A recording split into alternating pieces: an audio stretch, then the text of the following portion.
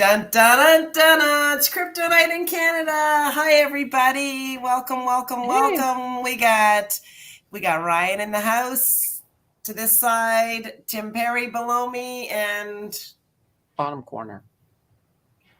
I don't know. Candace from Mountain Finance is here. That was really awkwardly weird, and we won't do that one again. Anyways, hi guys, and welcome. I see Gary in the chat, and Jason, and Jordan, and Marie Claude, and Riley Mack. Thank you guys so much. Sorry for the bad voice. I actually got. I finally, after all this time, I got the cooties. They came and they got me, and now they've got poor Tim, who's in the bedroom next to me, is lying down. And I don't mean to laugh, but yesterday he put out for those of you that follow him on TikTok and all the other places, with his dad videos, he was joking about the fact that he didn't actually get it, and in fact he did get it. So there you go. And oh yeah, Ken's in the house, but he's just a bit busy. But hopefully he'll be on in a little bit. Jill and SM Finance and Redbeard. Wow, we got the whole gang tonight. So how's everybody doing? Sweet. Nobody else got the COVID? No COVID here. Good. It's because you weren't hugging me lately. Apparently I was the culprit of hugging people, and I was it. I was the super spreader, apparently. Well, I'd be okay to get COVID, but I just don't want it. So, like, while it's still floating around, I'll wear my mask. I don't care. I'll wear my mask. Number one, it makes me look badass, sort of like a ninja. Number two, it's like I can just get up and go. I don't have to throw on my face or anything. If I want to go over the store, just throw on the mask. It's like, yeah, there we go. Well, I can say without all honesty, it was a bad head cold. If this was circa 2019, I'd be going to you all, oh, I got a bad head cold. I'm really congested. That's it. So there you go. SM Finance says already had it, so he's not too worried, or she's not too worried. Honestly, his name is Sean, actually. Is it? Oh yeah, Sean. Yeah, Sean, you're right. And so yeah, it was not too bad at all. Just this nasty. It's a nasty head cold. So lots going on in the market today. I saw, Ryan, you had a video about the rate hike had happened. You want to talk about that? And I think you and Candace did a special shared video today. Yeah, so it wasn't really about the rate hike. It was more how to take advantage of the environment with ETFs, bond-based ETFs. So everyone thinks bonds are boring. I'll only take 2 seconds to explain it, but everyone thinks bonds are kind of boring. They actually can yield pretty crazy results if you go through these ETFs, if you play the tops and bottoms. So for instance, before the show, we were wondering, how high are rates going to go? Are they going to come down, kind of thing? When we reach the top, then my video comes into play if anyone wants to go check it out. Since we're still going up, Candace videos comes into play. So we kind of work together on how to profit from this cycle. So start with Candace's, and then head over to mine. So mine's not applicable till we hit the top, which is something Nancy was saying, but not yet. So Candace is how to make the cash now. Mine's at the top of the cycle. Yeah. So in other words, watch mine now, favorite his for later, or just watch it for later too, or watch it now. Well, only just because this cycle. Well, just because this cycle, right? Like you'll learn from them a video what to watch out on, but Candace's video won't apply during that next part of the cycle, right?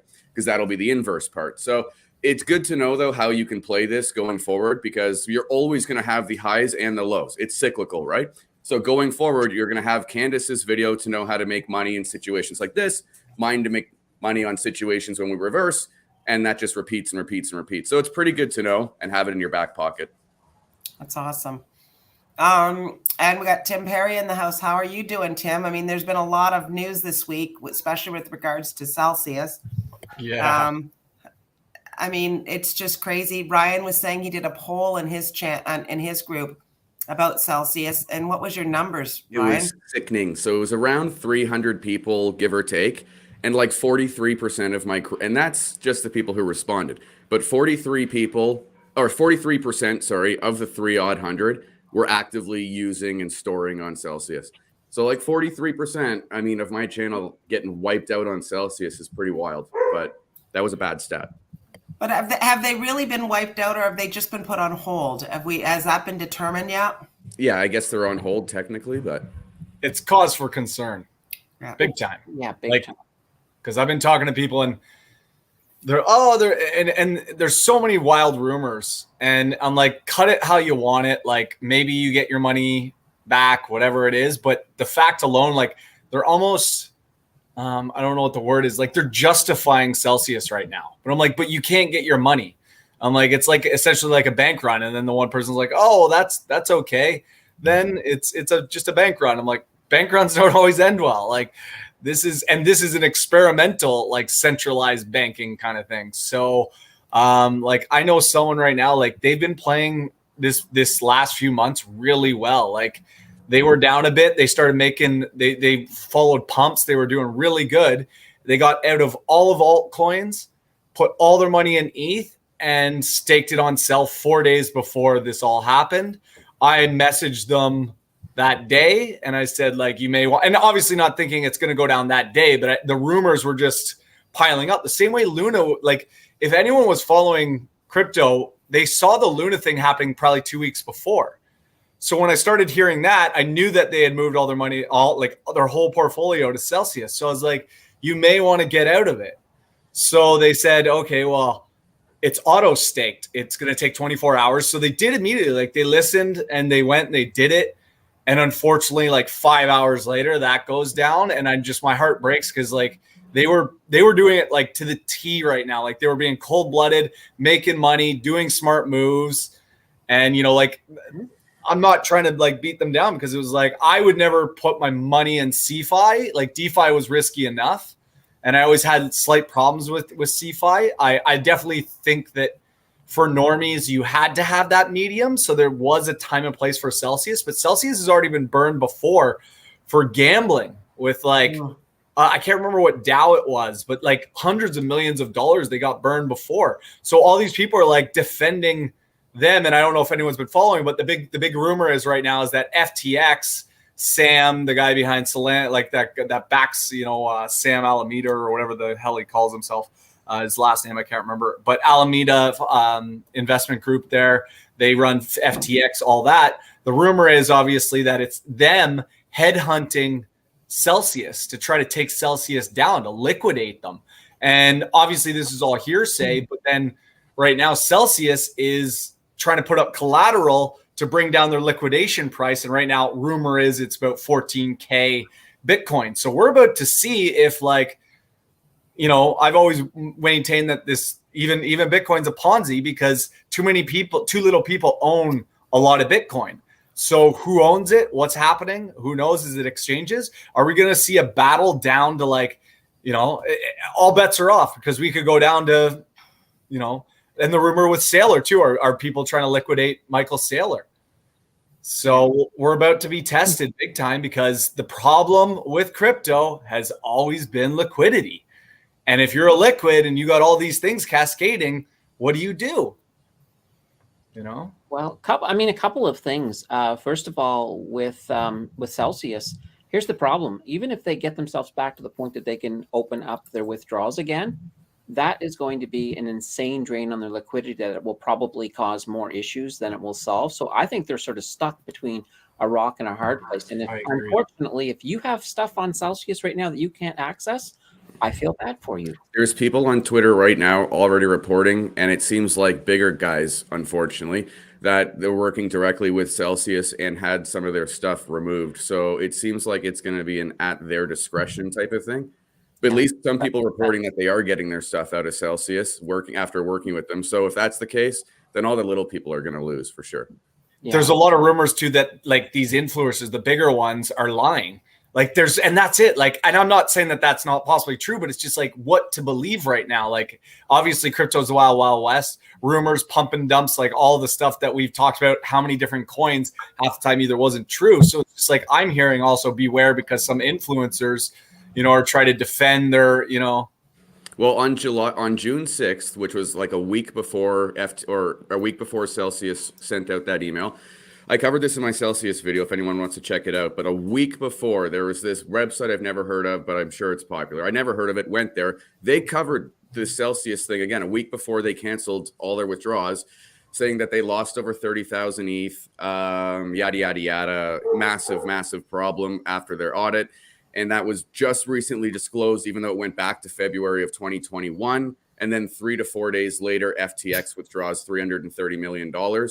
And then 3 days after that is Monday, which is the email, or Sunday night or whatever. And then, I covered it in my video that it's sad because the information, like Tim was saying, the information probably like Luna, like it's out there. It's just no one caught all this info. Like it was wild when I found it after the fact, but no one really caught the info. But the timeline's pretty classic with it. I mean, and this is the problem. And obviously I had wrote Tim, and I just kind of said, like, I'm starting to hear rumbles about BlockFi, any centralized financing. And I feel bad because it's like, so far BlockFi seems to be steady, because the problem with Celsius was that they were gambling, right? When you were getting all your money staked and stuff, they were generally probably loaning out or doing something with your money or using that as collateral and stuff like that, right? So it's like, any system that's built like that, now let's hope the Winklevoss twins there are a little smarter, but you don't want to play Russian roulette with that stuff right now. And it's like I told Tim, wait till the dust settles, maybe move some back. But for now, don't trust anything where you can't like own. No, I think he put the order in to move it fairly quickly. I don't know if we've got it yet, but I know it just takes so long. Well, that's the problem with CeFi, right? Or anything like, and this is another thing that's been going down. Obviously, there was Binance was being weird the other day with Bitcoin withdrawals and stuff, saying something that it didn't make sense to me. Coinbase right now is doing like hardcore KYCs now, like asking for bank stubs and stuff like that, stuff that like even banks don't ask for. So there's some really weird shenanigans happening, but I mean, there was always going to be a culling. I always thought we were going to get one more pump. As of right now, I'm extremely bearish, but like I always thought we were going to get one pump. Alts were going to go crazy. Obviously, none of that's happened. So now it's like, are we just going to go straight to the culling? We just had too many coins out there that, like I said, did not need a coin. There was, great technology platforms, but you don't need a coin. Right. And this puts into question DeFi, obviously, which is even a bigger experiment. But like, I'm watching, all eyes are for me are on Aave, because if Aave stays clean and they really played their cards right, I mean, that's the problem with Celsius. They got caught with their pants down a couple of times gambling with money, and they moved 320 million out about a couple hours before they dropped the news that they were holding withdrawals. What are they doing? There's just too many things that point to shadiness. So that's why, I tell these people, do I think hopefully you get your money back? Yes. But unfortunately, in crypto, expect the worst, I've been rug pulled. I've been, I've had 300,000 come back down. So I'm not speaking from this high and mighty position. I've lost a lot before. So hopefully those people know I'm not trying to beat them down. It's just in crypto, you should start expecting the worst when, shit's on fire. Yeah. Yeah. And seriously, if you guys are not using hardware wallets, you should be seriously looking into them. I've always maintained that in a bear market, the best place for your crypto is in a hardware wallet for a couple of reasons. One, you can't be sure whether or not your exchange is going to survive. And two, it gives you a chance to think if you're starting to feel a little bit of FUD and you're thinking of taking a loss. It gives you time to sort of halt and maybe not do something rash. True. Keith said he's got his out. I just wonder, because he said he took out his BTC and ETH off of BlockFi this week. What day did you do that, Keith? And did you get it? Because he said that 24 hours was nail biting. So have you got your money now? Gary's still in BlockFi. We were too, Gary, but we pulled ours out. It all comes down to how dumb were they with what they were doing with what they were holding, right? So maybe the Winklevoss twins are good and trustable, and they didn't go gambling and putting up everyone's money as collateral. Time will tell. Like I said, it's not worth it right now. Mm-hmm. Especially with everything I mean, Bitcoin, the way it's dropping like a stone right now and everything, DeFi is getting pummeled. But I always like to, be a realist. It looks like crap, but at the same time, it's like Neil and I have been going crazy right now because Did I want this to happen? No. But now that we're here, it's like, oh my God, if I can buy Matic under 10 cents, or if I can get Theta like under, 20 cents Theta's at $1 something. So yeah, 20 cents. Or if I can get these prices back in the day, or like Decentraland, which obviously has, millions of dollars in real, land online and stuff, like these are coins and platforms that are doing some monstrous things. Same with Aave. Like that's why I'm watching Aave closely, because if Aave stays above it, all the other things, we're going to see a massive culling. We're seeing it already. This happened in the .com era too. Like I just want to remind everybody that this is not a new thing. We just called it something else back then, and we lived through that. I saw tons of my friends made boatloads of money in the dawn of the internet era, and then they lost it. Same thing that we're going through here. Same thing. I remember people who had boatloads of money in Nortel. And Nortel, remember when it was going down, and then when it was going down, everybody said, well, buy in, and then it kept going. Like it's crazy. But then things did emerge through that time, and we have the internet that we have today. And I have to remind everybody, crypto is Web 3.0. A lot of what's being built is what we will do in the future. Not all of this is bad. No, not at all. I was going to say the funny little, just before I forget this, I just thought this in my head. That's funny that you mentioned this .com bubble, because there was an unnaturally large amount of companies that were paying their staff primarily through stock options. And it just kind of reminds me of how crypto rewards its users right now and how similar that is. And yet the popping bubble is also so similar. Never thought of it that way. But anyway, I didn't want to forget that. I just had to have it on video.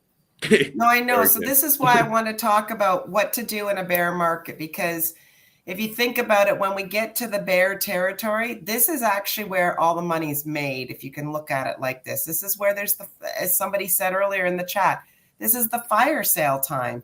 And so for all those people, all those months ago that said, well, if Bitcoin ever got into the 20s, I'm buying in. I'm like, and so now we're here and everybody's like, ah.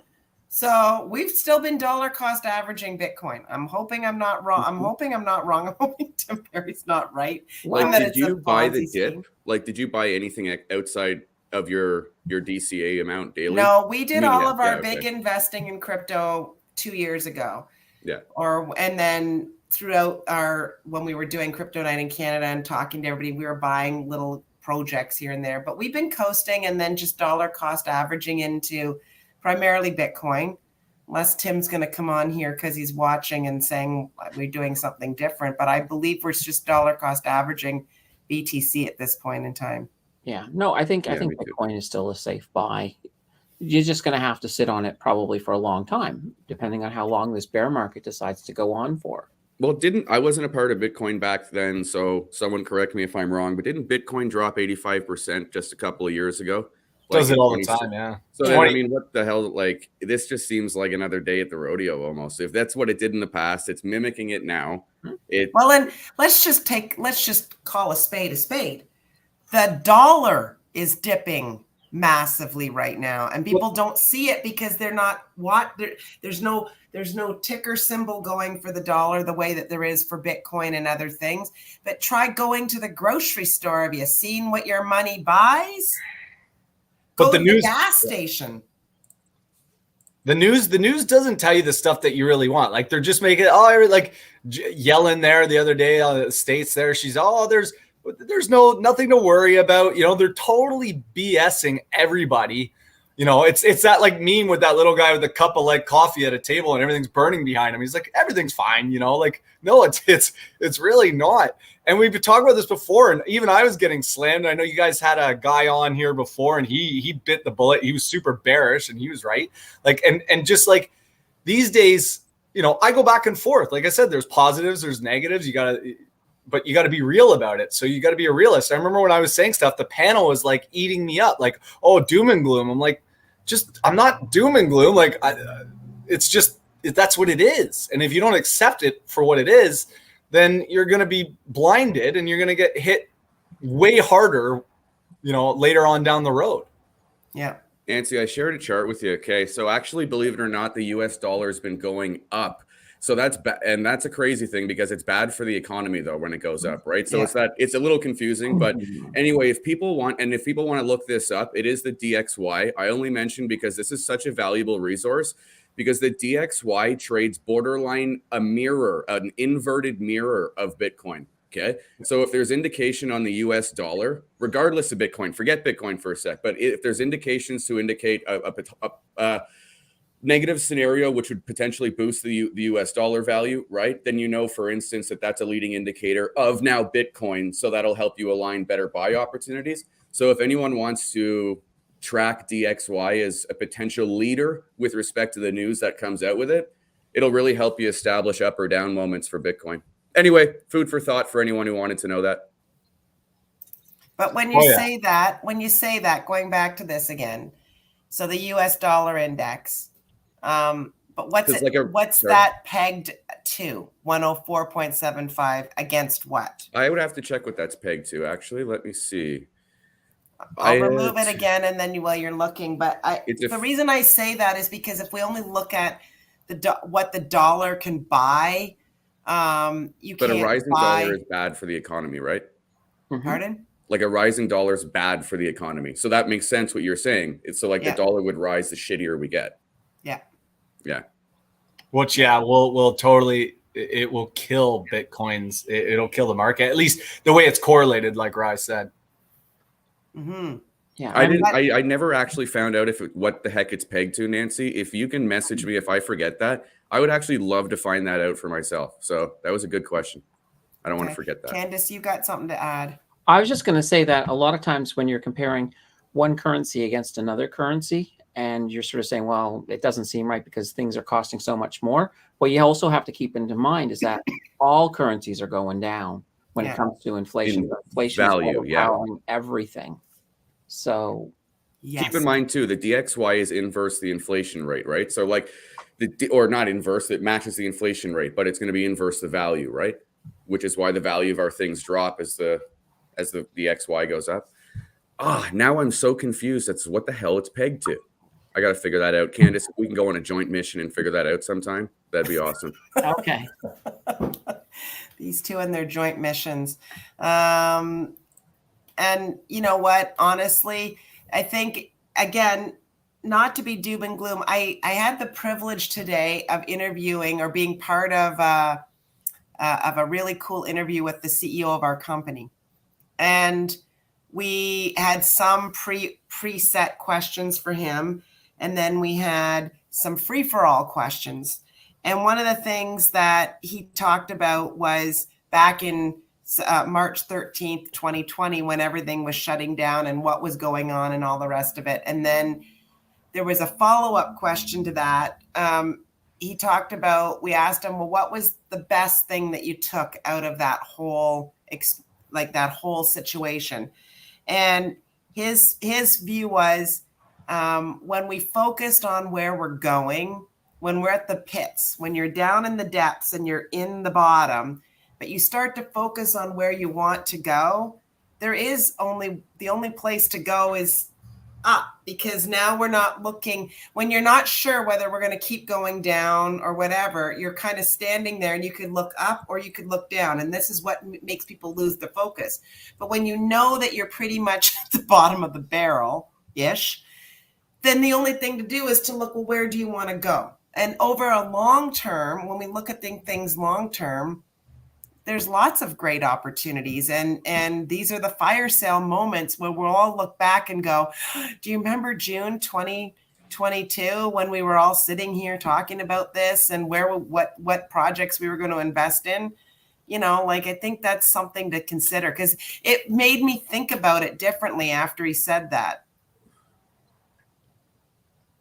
Well, you can't do anything about it, right? It's like in life, I've always been, if it's happening, you can't cry about it, right? It's that book, The Victim Mentality, that I've been reading. Like, you have a choice, and it's how you deal with it, right? Like, do I wish I was in this position? No, but it's here, and I can either pretend like it's not happening, or I can pivot. Adopt or die, right? Like, yeah. So, live within your means more. Yeah, like we're in this spot because there's so many people that wanted instant gratification, all these things. Those are the people that are going to suffer the most. Anyone who's like just grateful and you got a roof over your head, you got food on the table, you know, maybe you have to cut back your spending on all these other like frivolous things, but we're all going to make it through all this stuff. I personally do think that, you know, I think markets always usually come right before, you know, housing. So we're going to see the housing, you know, come down more. I think it's going to get really ugly, but at the same time, I'm not afraid. I sleep well at night because in the end, as long as I got, like I said, food, shelter, all this, like I'll make it. I'll be good. Yeah, exactly. And we there's a part of me, recessions have to happen in order to do a good reset. And that was one of the things he said today. He said that we are, a big part of what we were doing is, I'm going to read his exact, we're having a rebirth, and we need a rebirth because we've just been through the ending of something. Like, it was he could almost want to say it was a violent ending, you know, like of an era, by what happened to us in our industry. And he goes, but now it's time for rebirth, and we're going to see new companies emerge. They always do after big recessions. You see a lot of things falling away, and you see a rebirth and a regrowth in much better ways. And if we allow it, but our problem was, the Federal Reserve and the government in the US didn't allow it. They tried to stop it, and then Canada did it, and all the countries did it. They tried to stop the natural progression of what happens in bad situations, so that then you can allow new things to foster and grow, right? And what we have different this time than we did going into the pandemic, we didn't have this crew. And we didn't have an ability to talk about things like this. Tim and I didn't have people we sat around with and said, hey, what are you investing in? What are you investing in? We just didn't have that. It wasn't like that's what our friends talked about. It was like they are smarter than us or something. I don't know. Well, what is interesting is that if this is a rebirth, this close-knit community, it makes us all womb mates. Nice. We need somebody to have the bad dad jokes, seriously. But yeah, and honestly, the other thing I think we may have to get back into is rethinking about what we're going to do for side hustles. You know, we might need 2 or 3 side hustles to make it through. Yeah. Yeah, it's all about, like I said, if anyone's willing to just buckle down, do things more themselves, all this stuff, then they're going to be okay. You know, grow your own food if it really gets that bad. I don't know. I don't sweat anything. I just believe you roll with whatever, you know, take whatever wave you got. But my only concern is that your boss's name is Klaus Schwab, because every time I hear the word reset now, I'm like, ugh. No, he called it a rebirth, not a reset. Yeah, rebirth. I like that. But at the same time, I do think we're heading for uncharted territory, right? Because there's so many, like, technology's advancing so fast, much faster than it has in the past, that it's outpacing any human, you know, capabilities now, right? I mean, we've talked about the restaurants taking over, all the robots that are running restaurants and stuff. Like, it's going to be interesting, and that's why I'm a little more bearish just on a whole about everything, but I'm more bullish on personal accountability and just going back to basics. If you do those things, I just don't see how you're not still going to make it in a form of like just being happy. But if you're looking for all, you know, the big TVs and the fancy cars and stuff like that, and you can't get over that, then yeah, you might have a tough time dealing with all this. Yeah. Well, one thing I thought that was actually really interesting going into technology is we had that story that broke this week from Google, where they fired that engineer who came out about going on about they have an AI that's acting like about a 7-year-old. But what I found really interesting is that Google fired him for non-disclosure, but never really denied his story. They just said nothing about his actual story, which I thought was really odd. Yeah. I thought that was odd too, Candace. I read that. Yeah. Well, normally if somebody is saying making crazy claims, normally the company would be like, no, don't worry. You've got nothing to worry about. That didn't happen. But Google just said nothing. Yeah. Other than he's fired for non-disclosure. Yeah, I'm a firm believer they don't let out technology right away, right? I mean, you're not going to, if you've got any of us, think about it hypothetically, if we all had something that was really good, we want to know how it's going to fit in, how it, exploits things, all this. Like, you want to be the one ahead of this. Like, this is why when we talk about, we've talked about, I'm sure, the conspiracies of elite people and all this stuff. And it's, I don't find it too hard to believe, because I know that if I was in that position of power and I had something that could completely disrupt something, I would want to keep it to myself first before I understand how it works, and always be a level up on the people below me.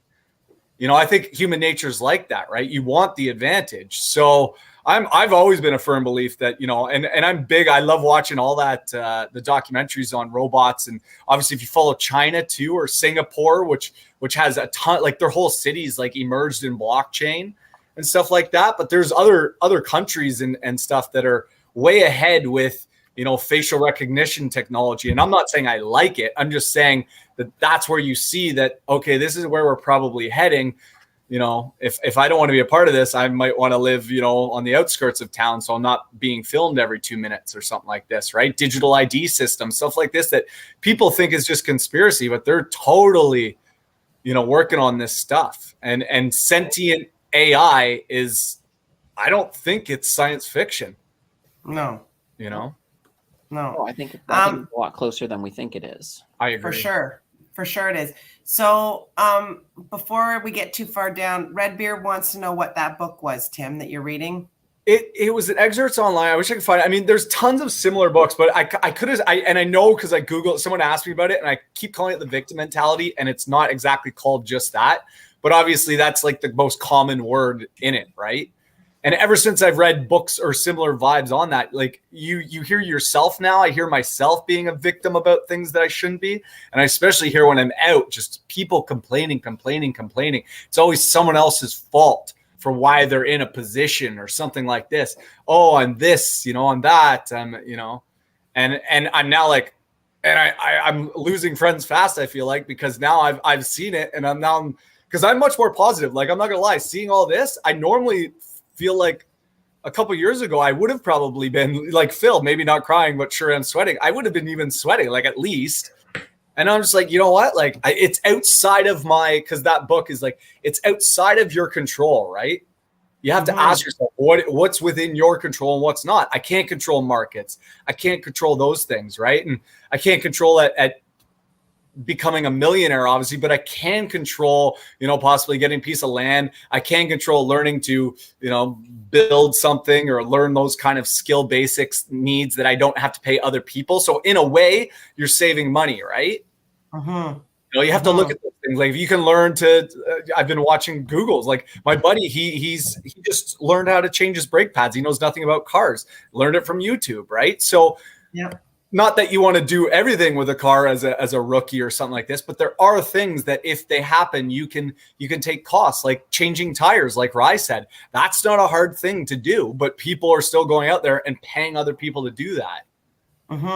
So no, I think there's a lot to unpack here. One of the things, and then I want to go back to something Jordan said in a sec, but one of the things that I think in the people have trouble connecting dots. So this is why they think that they're victims about things. Like, people don't see, they don't easily connect dots. I'm going to give you an example. We have a lot of customers that are upset because our deliveries are super late. And we're trying our best. We're trying all kinds of different things, but we don't have labor. If you don't have labor to pick the cases, then, because we're like everybody else now, we don't have enough labor to meet the demand, the uptick in what has just happened with everybody going out to restaurants. So it's just funny to me that, if everybody could be working in a place and we're all working and going, oh, nobody's got labor. I don't have labor. You don't have labor. Nobody's got labor.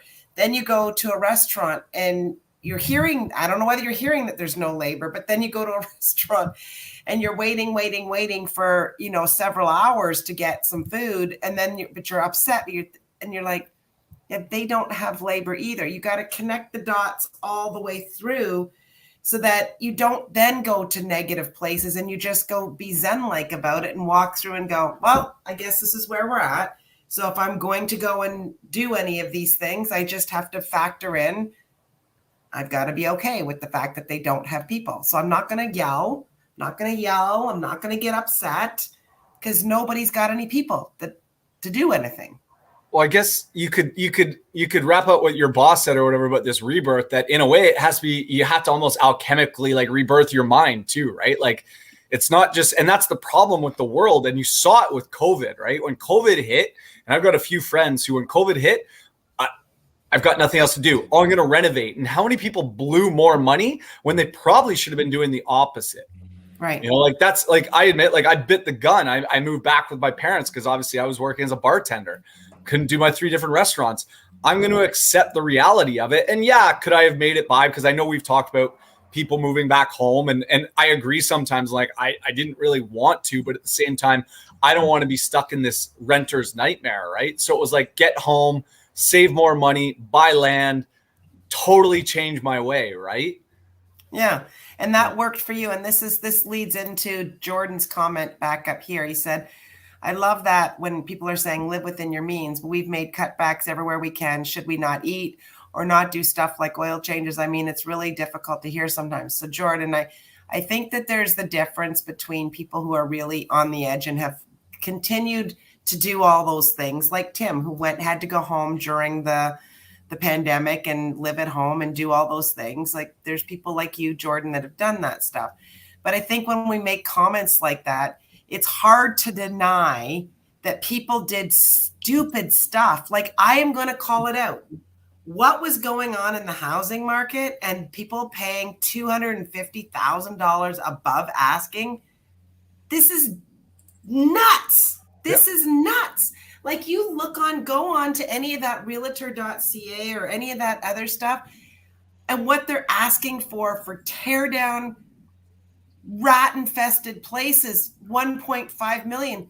Like have we lost our minds? We've lost our minds. People have lost their minds. So we need a reset. So when we say it's going to get ugly, all those people that paid all that extra money for those properties, they're going to lose their shirt. First of all, they're going to be paying way more interest on that. And second of all, who's buying this? Because people have been wiped out with the stock market. I mean, obviously we've touched on this, but BlackRock has been big, you know, these big asset, you know, investment firms, corporations, whatever you want to call them. My buddy's been down in Florida. He really wants to buy in Florida. And he's watching, he's not doing anything, but he's talking to some real estate agent down there. And the guy literally told him, he's like, it's corporations that are buying like the area that he wants. And then they're renting them out as Airbnbs or just renting. So there's something like, there's something weird happening on that front. But obviously just reverting back, like we don't learn from history as society. We continue to make the same mistakes over and over and over. 2008 was not that far ago, you know, for the United States. And yeah, Canada evaded that, but Canada's now, I think I saw a thing the other day, and I'm sure you guys follow this a lot more, so maybe you can correct me if I'm wrong, but Canada's got like the most bloated housing market in the world the last time I saw it. You know, and it's built on what? Because when this economy falls, that's going to crumble like heck. People are going to start selling. Like I think someone posted it in the crypto night the other day. But reverting back to my buddy, he's like, man, if I just waited a little longer, lumber prices are back down because he renovated his whole house. I'm like, did you not see that coming? Did you not see that they closed, like the whole pandemic was like, let's raise prices of stuff. They knew that you were going to want to do that. So and this is where I'm like, where's the logical? Where's the reasoning? You know, and this is it. We don't just FOMO with markets and crypto. We FOMO with like, let's renovate. You know, like we're all stir crazy now. We can't just sit there and not have to spend money on something. Like I need to buy a big TV. I need to buy or pools, right? Like my buddy, like, and it's already starting to happen. Just yesterday, actually, this other pool guy was just saying, he's like, start getting ready, boys. He goes, I'd say by 2024, 2025, he goes, the honeymoon's over with the pool industry. Because he's like, all the stuff that's coming. And my buddy's already seen it. There's already a drastic pullback 2 years or, you know, a year ago. you couldn't bat them away. People were just illegally getting in the, they didn't even know how to build pools. They were getting into it because there's so much money. Everybody wanted a pool because they couldn't leave. But now people are starting to be like, I don't want that pool anymore because they were already 2 years back. I've had 3 friends who are real estate agents now take other jobs elsewhere. They know the writing's on the wall. People jumped in, people jumped out. I want to play something for a second. It was, you know how much I love Anthony Pompliano. So I'm just going to see if I can add him in here. Just 1 second. Can you guys see that? Yeah. Yep. I hope the sound plays. If it doesn't play, tell me. No sound. You can't hear it at all? No sound? No. Okay, let me just stop sharing, remove. Share.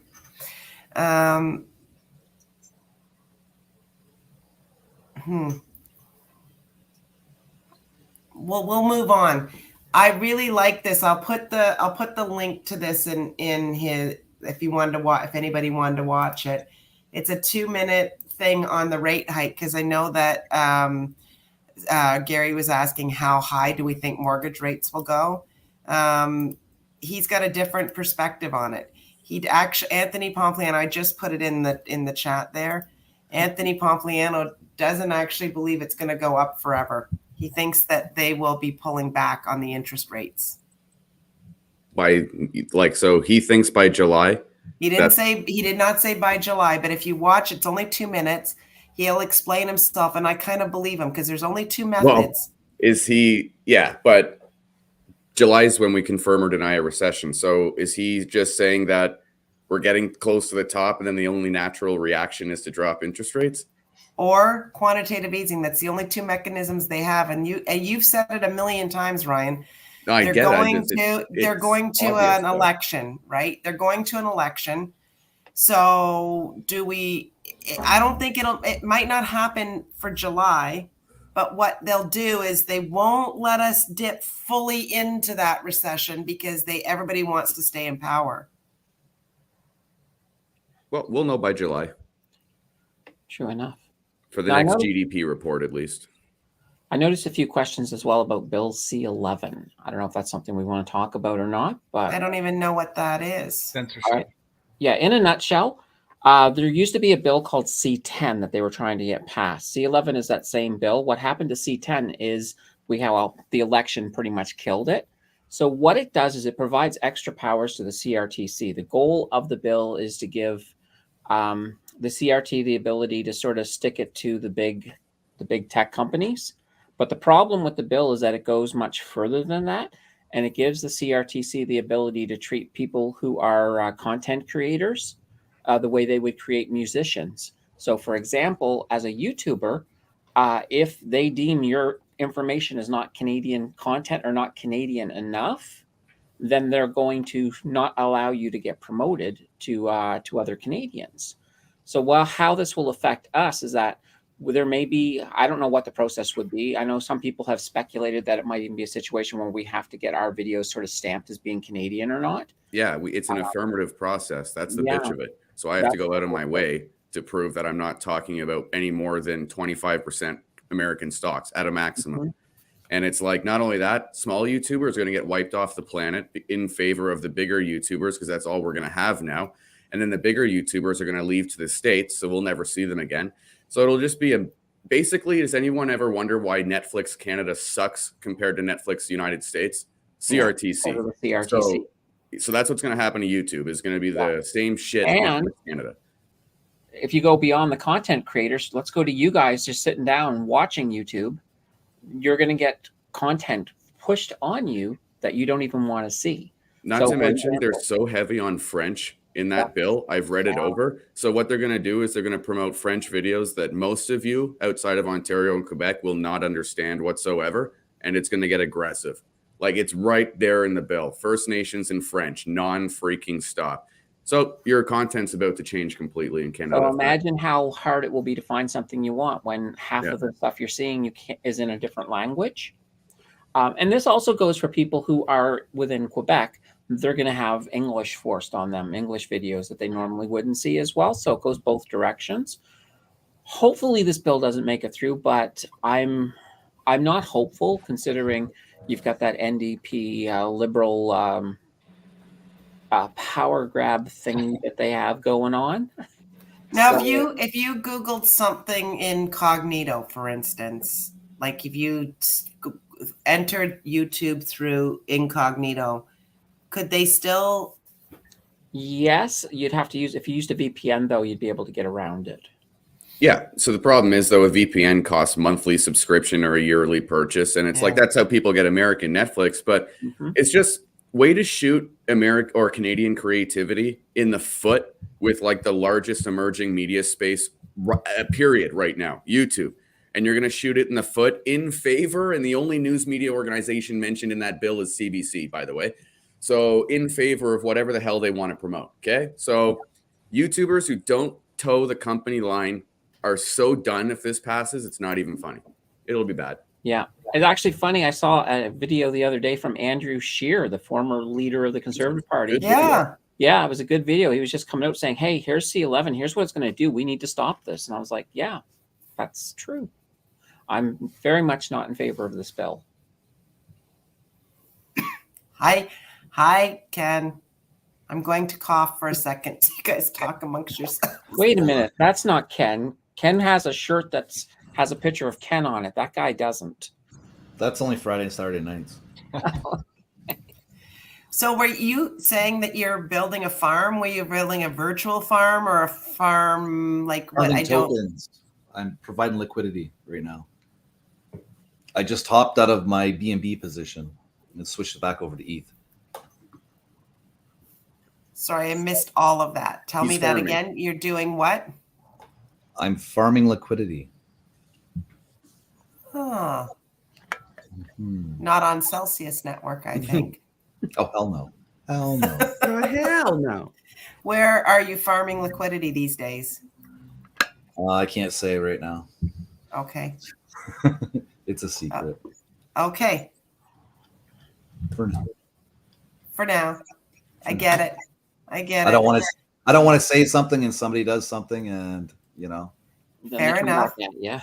They can't afford gas in the car, right? So Celsius, the one part of the metric system that doesn't work. It's crazy. Crazy. What's ETH gas prices like lately? Are they good? $15-20. Oh, that's quite nice. See, this is what I'm saying. When you're in a bear market, you can do all kinds of things because the prices are down. Oh, I was around when ETH was like 10 cents, but yeah, no, it's still a welcome change. I mean, I've got my eye on stuff. I just don't know what the bottom is at this point. I don't think it's right now. So it's like, I just don't want to be that glutton for punishment and keep taking in from the reserves that I've got. And then we drop another 50%. I just want to kind of catch around the bottom. Yeah. Yeah. So you don't think we're here yet? I'm just bearish on like everything right now.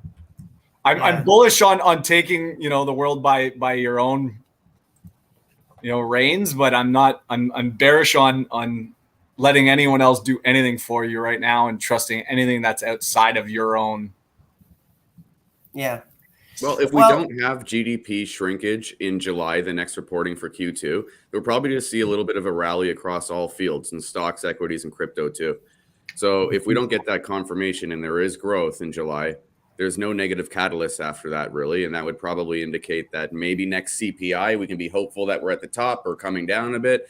That might give that November little push ahead of the midterms and stuff. That's a possibility. If we don't confirm the GDP results for a recession in July, we might get a few months of nice little rebound. For recession, isn't there a component of it that has to do with labor, and loss of jobs? Because yes, we're reading that there's a lot of people laying stuff off, but there is still record number of jobs open. Yeah. Well, interesting thing about the layoffs is that a lot of these layoffs that are happening is because of the over hiring that was happening when things were just going absolutely boom crazy nuts during the pandemic. People were over hiring. You take Amazon, they overhired, hence they're laying off. Even Tesla, they ended up over hiring because they weren't keeping track of their employees correctly with the work at home. A lot of places, you take Wealthsimple laid off 15% today, but that's simply because they over diversified, they tried to expand too fast, and they overhired. I don't even know if it's an overhire. It's almost just because they needed the people to take advantage of the bull market, and now it's toned down a bit. Now they don't need the people. But like Wealthsimple wouldn't be what it is today without that amount that they hired in the first place, right? But also to answer your question, Nancy, I know what you're talking about.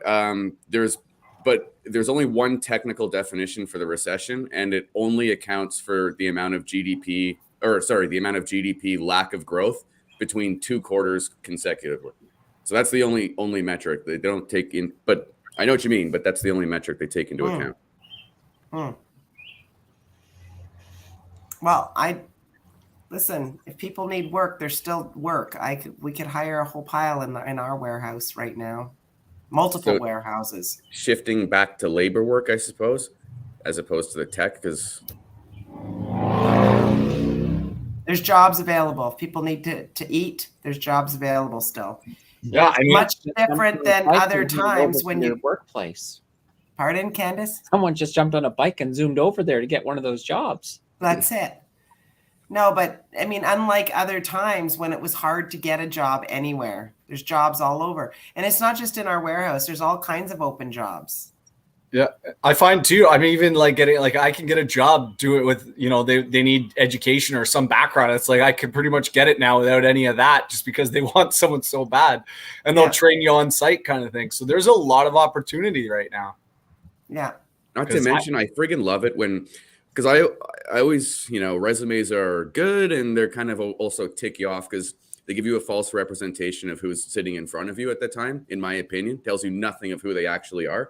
But I loved it when the big banks in Canada ditched the resume process. And when that's happening across companies in the States and in Canada, ditching the whole resume process, and this goes back a few months now, that's awesome because people are going to get what are they doing in replacement of that? Probably, I'm not applying for their job. I have no idea, but obviously a more in-depth personality type of situation. But their resume at TD Bank, no longer needed. BMO, no longer needed. I think MailChimp, you don't even need it. Virgin, you don't need a resume.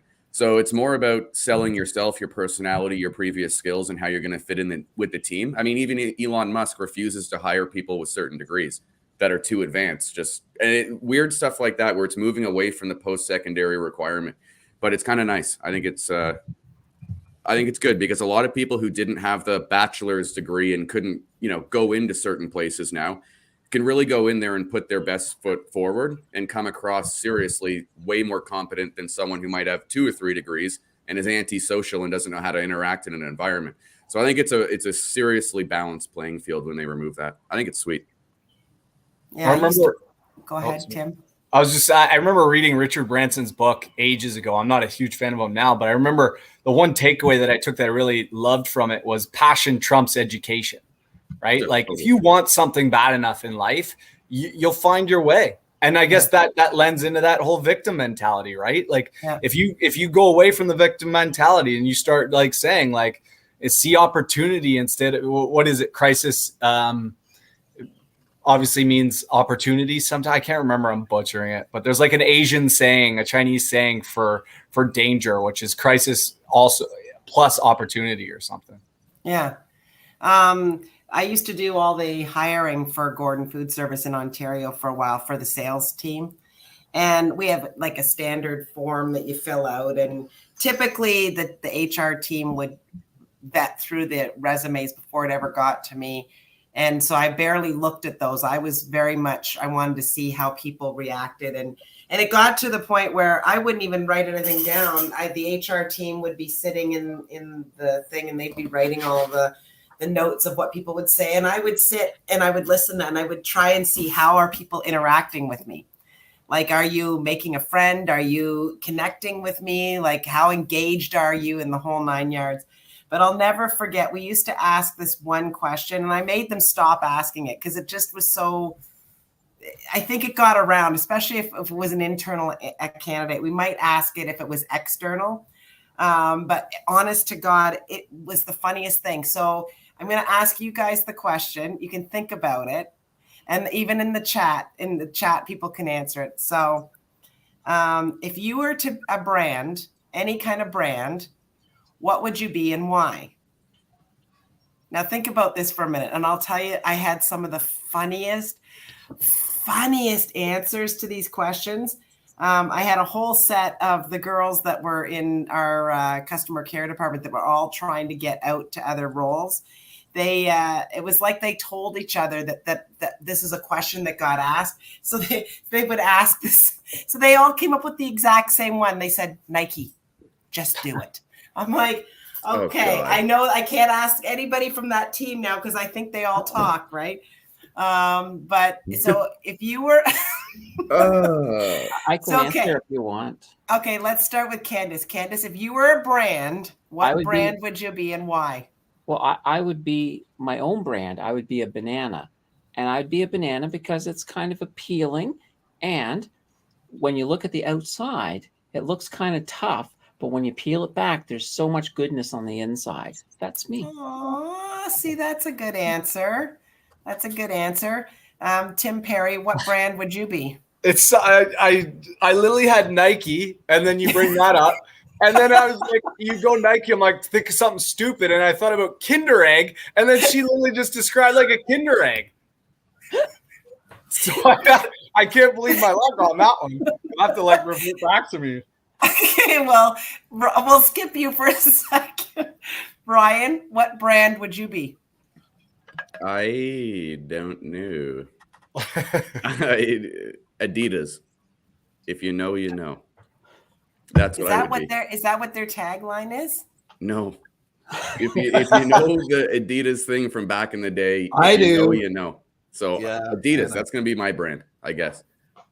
Okay. Ken, what would your brand be? It's okay. I have no clue.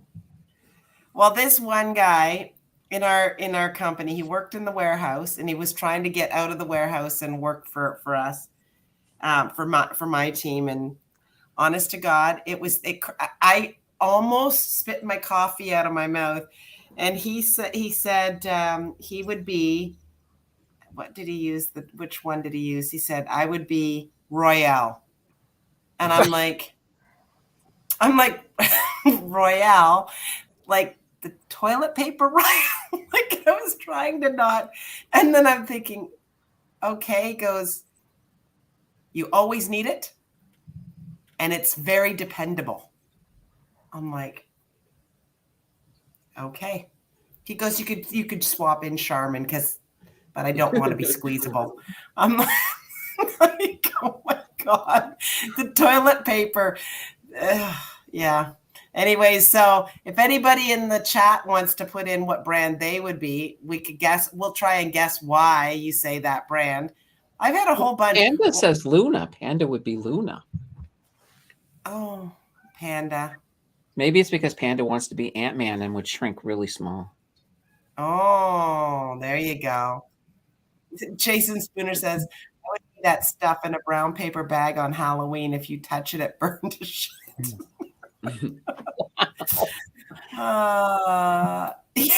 Candace says, explain it again. I don't understand, Candace. Oh, dear. We can move off of this topic. Oh, I like that one. Nespresso. That's a good one. They've got a good brand. High end, high quality, very good tasting, consistent. That would be why. Weird. I don't like their low end coffee. Their higher end is not so bad, but their low end, it just rubs me the wrong way. Really? Do you have a Nespresso machine? Never mind. I'm talking about Nescafe.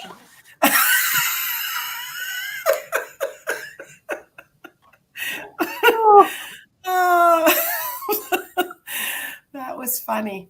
Anyhow, so yeah, no, the new form of hiring I think is really interesting, and they're doing a lot now where oftentimes, I even know at some executive level roles, they take your name right out of it. So you don't know whether you're dealing with a man, a woman, so the gender, the ethnicity.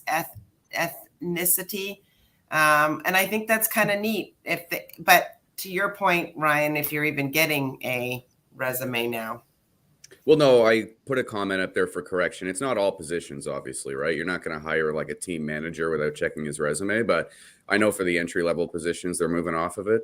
But I just know that so when I got my first job, I know that everybody I worked with, not my first job in sales, my first really good job, every single person around me had a university degree. Everyone. I was the only person there who did not have a university degree. I only was able to get there because I literally went out of my way to tell that HR manager, disregard the resume, give me a month, let me show you what I can do. They took it, and I went from like a retail clerk to selling, high-end product, and did well. I wouldn't have got the chance if she completely went just by resume alone. So I love that. If a person comes in to me and says stuff like that, those are typically the ones that I take a chance on, truthfully, rather than the ones that just sit and try to have a rote. Exactly. Some of the interviews I did where people if you just looked at their resume and then they came in and they could never make a connection, it's always about making the connection. Well, the funny thing is about my car sales thing, they actually brought me in there because of my resume to be an oil change technician. Okay. So you guys know my whole career path, and if you know me kind of thing, they brought me in there to be an oil change technician because I had no experience on my resume. So it was only through my own personality that I was able to blast through that resume barrier. So that's why I brought it up. But for me, too many young people get shafted. Like, when you're trying to build your credit, how do you build your credit if you have no credit and they don't give you access to credit and yada, yada, yada? It's one of those things, right? How do you get job experience if you have no job experience and they require job experience? It's one of those things. So when you rely only on the resume, you're really losing out on a lot of strong people potentially. So it's up to the people to really fight for it, but I think it's a good step. Yeah. Tim Perry, I don't know. You don't give out a resume every time you go anywhere, but people pretty much fall all over you and hire you. It's funny because milestones, I remember like walking in, and I literally walked in at like the last 10 minutes of the last day of when they were hiring. And we had Lee Morrow. He was my interviewer, and he didn't even look at my resume. We just and obviously she knows Lee. This guy's he's got a great personality too. So like when we hit, it was just like it was a bromance right off the start. And he's like, you know what? Screw it, you're hired, because he was supposed to go to Kennedy and ask him first, right? But he's just like, I'm throwing it out there. You're good to go. But yeah, no, and I won't lie that the first time I ever became a bartender, I used to bar back. So I'd seen the bar industry. I knew that most jobs aren't rocket science. So if you're willing to work hard and adapt, I truly don't think that but unfortunately, like I said, like I did lie on my resume the first time I became a bartender, and they had no clue. And I can actually tell you that there's someone that you hired at Milestones that actually lied on their resume. And I bet you if I told you would be shocked, because when he came in, he killed it. He did great. Tell me. Ron. No, I knew he didn't. Oh. He told me outright. He told me outright that he didn't have any experience, but he wanted to make a change in his life. And so I've taken shots on people before when I just have a gut feeling about them. So I would thought that's who you're going to say, but he made it, at least from maybe it was just the way he interpreted it or not that, but I thought that he had totally done what I had done, which was just like, oh yeah, I've got experience, and just knew. He might have said that, like he might have said that he had some but not. Yeah. Yeah. But I mean, it's the same thing, right? You get in, and every different restaurant, like they always teach you for 2 weeks roughly how the computer works and everything. So you're basically learning a whole new system anyway. So as long as you've got your brains, you should be fine, especially with serving. I've always said, I remember working at a restaurant actually in Port Dalhousie back in the day, and they only hired they didn't take in resumes or anything. They would literally poach people because their bar you'd make about $400 or $500 a night. It was just this little tiny bar in Port Dalhousie, but they got all it was just everyone wanted to work for that place. And I remember it was down to me. So the next summer, I obviously get just kind of like told, oh, you're up for the one position that they have at the Horny Toad. It's called the Horny Toad. And it was between me and 4 girls. So I'm like, there's no way I have a hope in hell, right? It's a girls' industry, basically. I get the job. And the first thing that came out of my mouth was like, why on earth did you pick me? And his response was, I can teach a monkey to bartend, but I can't teach a monkey to have personality and like work the room. That's it. And that's when it kind of like from then on, I looked at a lot of other jobs, including serving and stuff that way now. Like it's just, you can get by on so many different skill sets that you can't put on paper. Yeah. So I love this. Kyle K says, so true. My current job in HVAC, I couldn't use a screwdriver at first. You just learn as you go. Yeah. And I think that's true. And then once you find something you like, I think this was the other thing I took away from that interview with the CEO today. He was saying that there's a lot about, everybody thinks that their career needs to do this, a vertical, that you just move vertically up until you're up at the top. But he goes, sometimes your best career moves are your horizontal ones, where you're learning a whole bunch of skills at a main level. Like you might feel like you're just going around and around, but you need all of that stuff in order to do the next jump up. And so I actually metaphor, like, obviously, well, like when I used to be a big into the gym and stuff, I still metaphor life like this, because in the gym, and anyone who works out or does, I don't know, you can metaphor it for whatever it is in life, but this is what I metaphor. But when you're working out, you hit plateaus, right? You've got a program and you've done, I don't know, usually 8 weeks or something like this, right? You're doing whatever exercises you are, and you hit this plateau where you're not seeing gains anymore. So you must switch it up.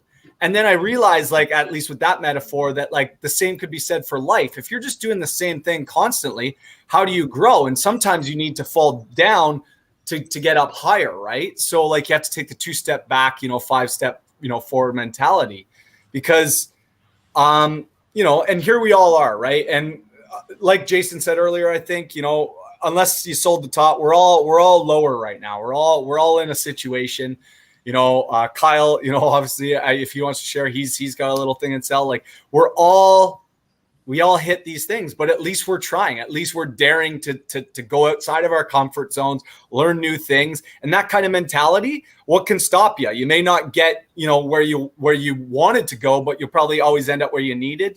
That saying. So, I love that. I really, really love that. And yeah, we're all in it together. There isn't anybody that's sitting here with boatloads of cash, but I don't think anybody around the world is sitting with boatloads of cash right now. Maybe Ken. Ken always has boatloads of cash. Ken has a lot of money. I'm making moves. That's all I can say. I'm making moves. He is. One interesting thing, when I used to work in tech, one of the trainers I really liked, I asked them once, what's your biggest piece of advice? And his biggest piece of advice was, if somebody asks you if you can do something, always say yes. And if you can't do it, then go home and figure out how to do it so that when you come in the next day, you can do it. And I tried that out. Somebody said, you do a little bit of web design? I said, yeah, I do a little bit. Well, we need to do this back-end page in ASP.NET.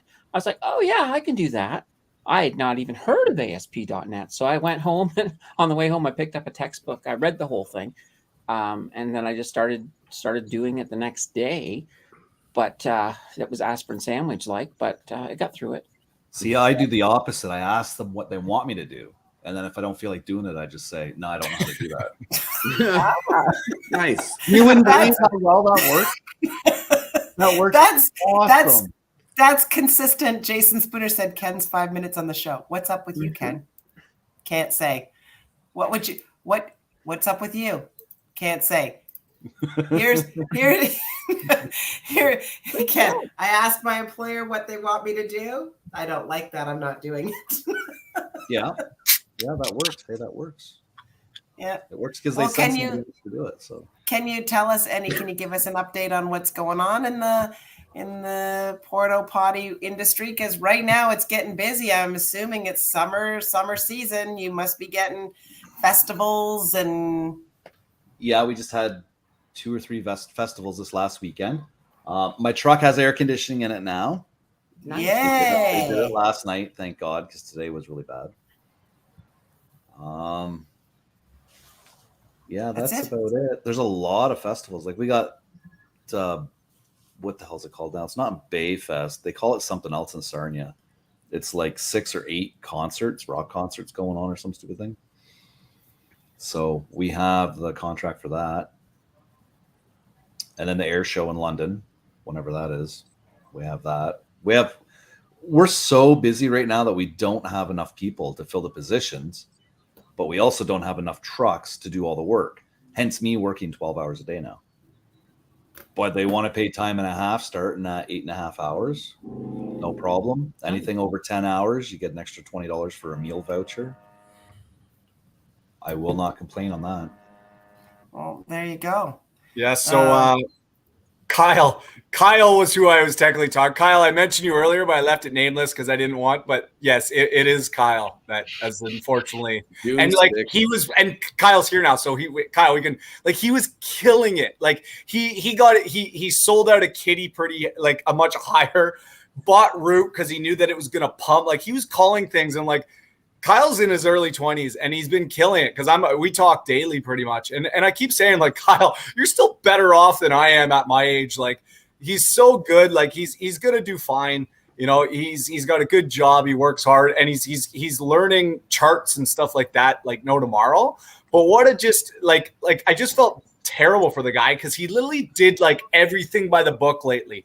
He's not holding on to anything. He's just being cold-blooded. He's taking profits. And I was just like, you're killing it. You're killing it. Now I'm in sell. I've moved all my root and I've sold that all on the pump when it went because it just did a 300% sold that, moved it in, and then he gets screwed by like outside forces. But can we talk about I feel bad for you, Kyle. I feel really bad for you, but you are gonna do fine, especially if you're young. You got lots of years to recover from this.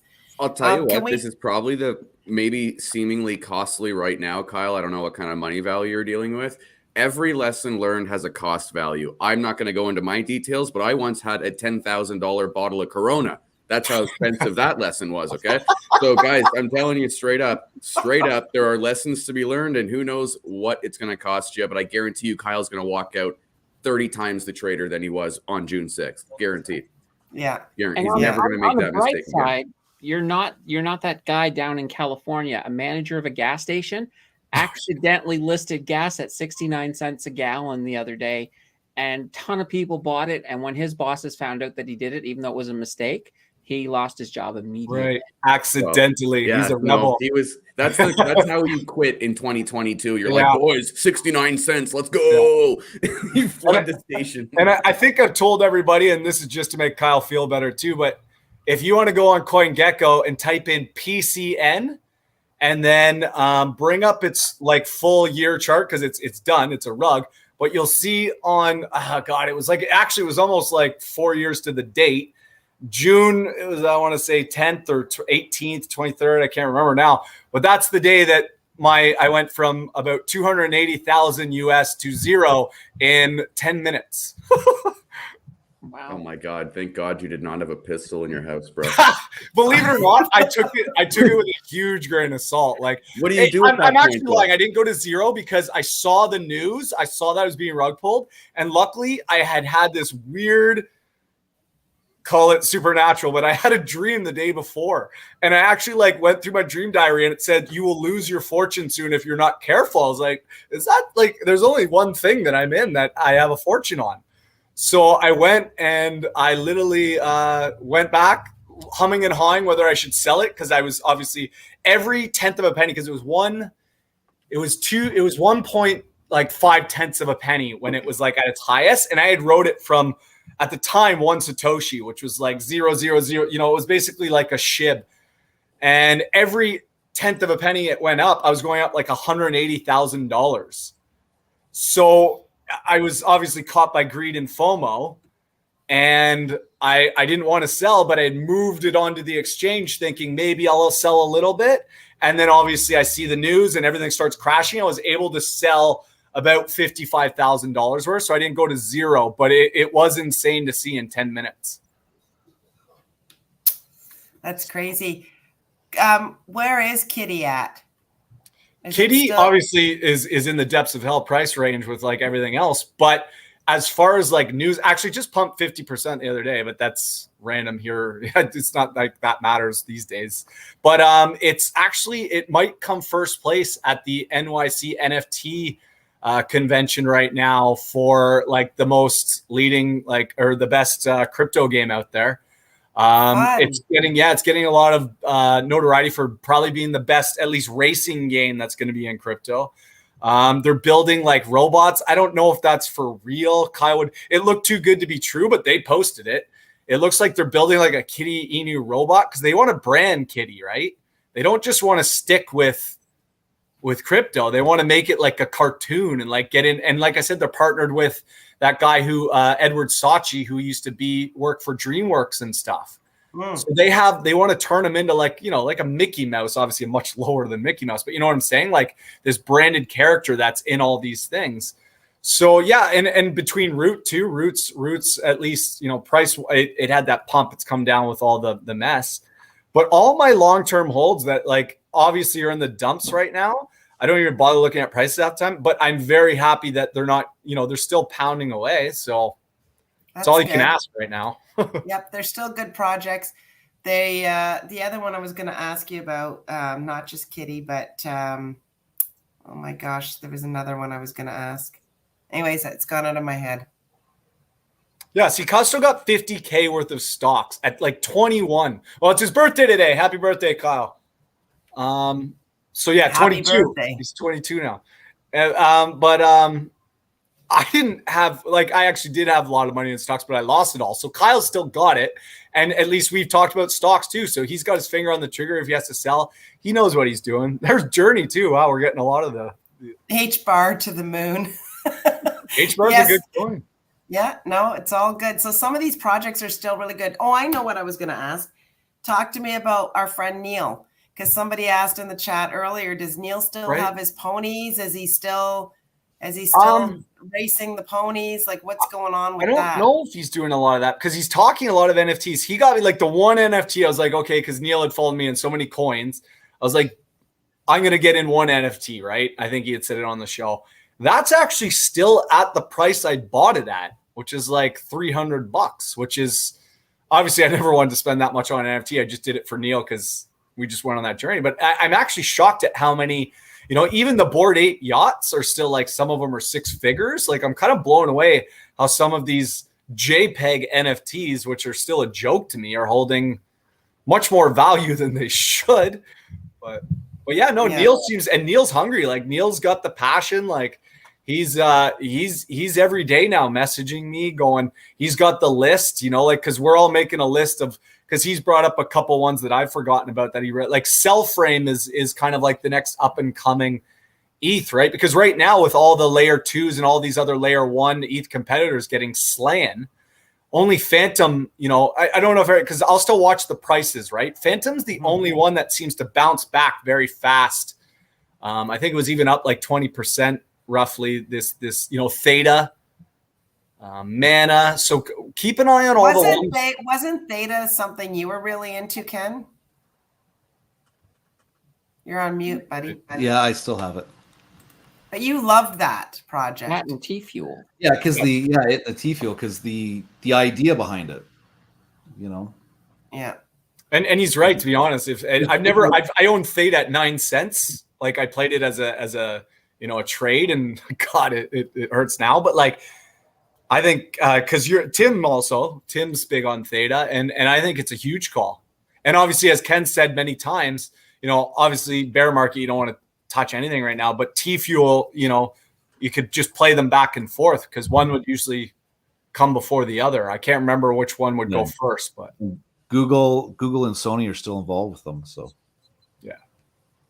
So and I still think the metaverse, I know we got away from talking about that. I still think that is not going away.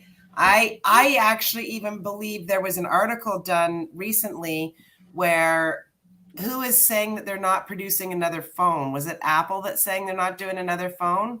Yeah, it's Apple, I think. Yeah. Yeah, because they're going to come out with these. Everybody's going to be wearing these, and we're going to have little buttons that we're going to be able to just, and if I see something, if I just press the button and it will come out, the augmented reality will come out in front. If I go up to a flower or a butterfly or something and I want to know something about it, I just put my, like, stare at it, press the button, it picks up the image, and it will, everything will be done on, we'll be wearing glasses. It won't be done by a phone. This is really inconvenient to carry around, truthfully. Like, if I could make calls, just clip a button and tell and then the headset's here. It makes sense because you can hear right from your, we're going to be wearing glasses, all of us. And it's not have, like, for an old school version of that from Bose. Like, mine doesn't have the holographic image or anything yet. You can buy the lenses, but I never did that. Mine you can get, like, they look like the Wayfarer glasses from Blues Brothers. But you just click the button and you can get your phone calls, you can talk, whatever the fuck, you can listen to YouTube, turn up your music. It's actually the most epic thing when you're walking your dog or you're even driving. It's whatever. Not really driving, but when you're walking your dog on your bike, it's freaking banging, dude.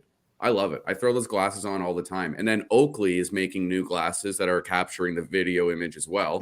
So, and then Microsoft has the lens, which they're going to incorporate into a better consumer product as well. So it's going to be dope. Because if you think about it, it's sort of silly that we sit here and we watch stuff on our phone like this. No, like, you know who the asshole is I want to get a hold of? The guy who got away from, like, iPhone 3 or 4 design and said, no, let's triple the size and make it a brick.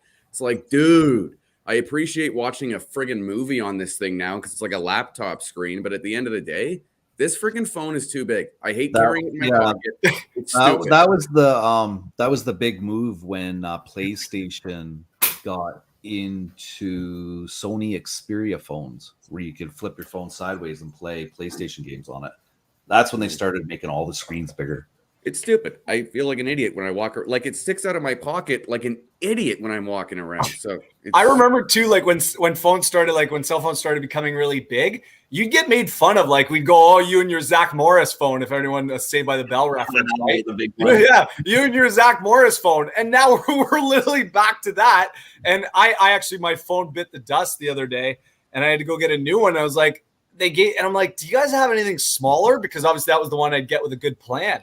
And I was like I miss my flip phone. I miss when, like Rye said, like it's I don't want this chunky giant thing. And now Nancy's talking about glasses. We're already having a myopia epidemic with kids with their screens right here. Now everyone's going to be blind wearing glasses. I was thinking but it's not going to be so close. It's going to come out to where it's natural. And the cool thing about this, I don't complain about this often, but it really is bothersome to me. I actually am nearsighted, so I wear contact lenses. So if I take these off, I can see distance because I got my contact lenses on.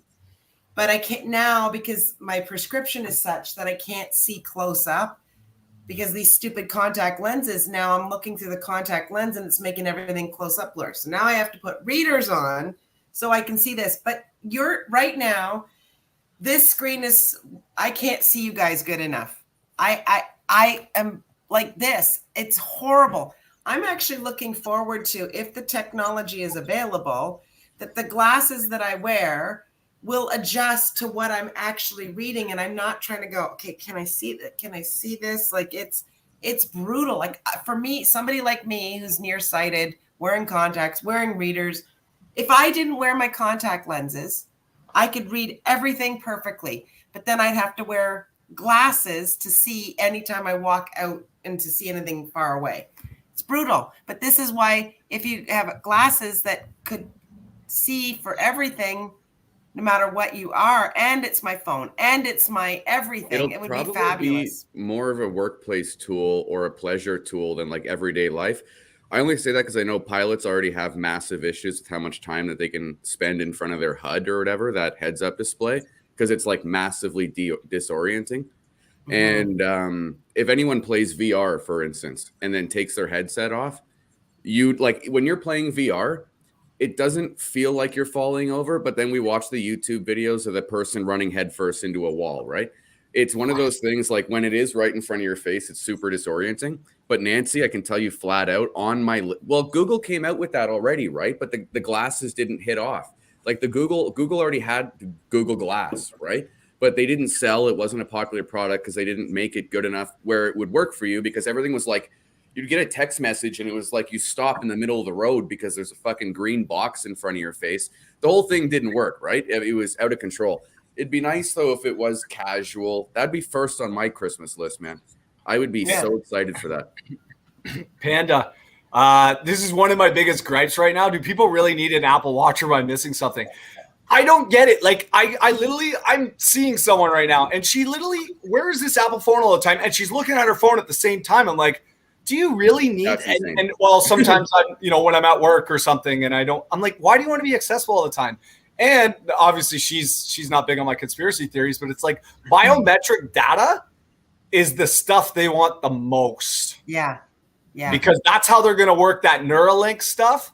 Like they'll understand you better than you know yourself when they've got all your biometric data. But is that a bad thing? 100%. Like their biometrics can really only help you or hurt you on a medical sense, right?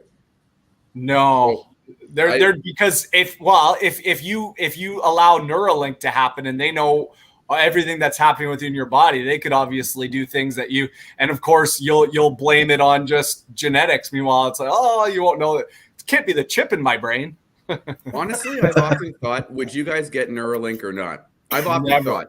I'd do it. But keep in mind, I also have an Apple Watch. You know what's funny? I'll tell you what. I have a smartwatch too. Reason is because when I put this bad boy down and do not want to integrate with anybody whatsoever, don't call me, don't talk to me. At least if I get an email that's really important or a text message that's important, I get that buzz on my wrist. That's why I do it.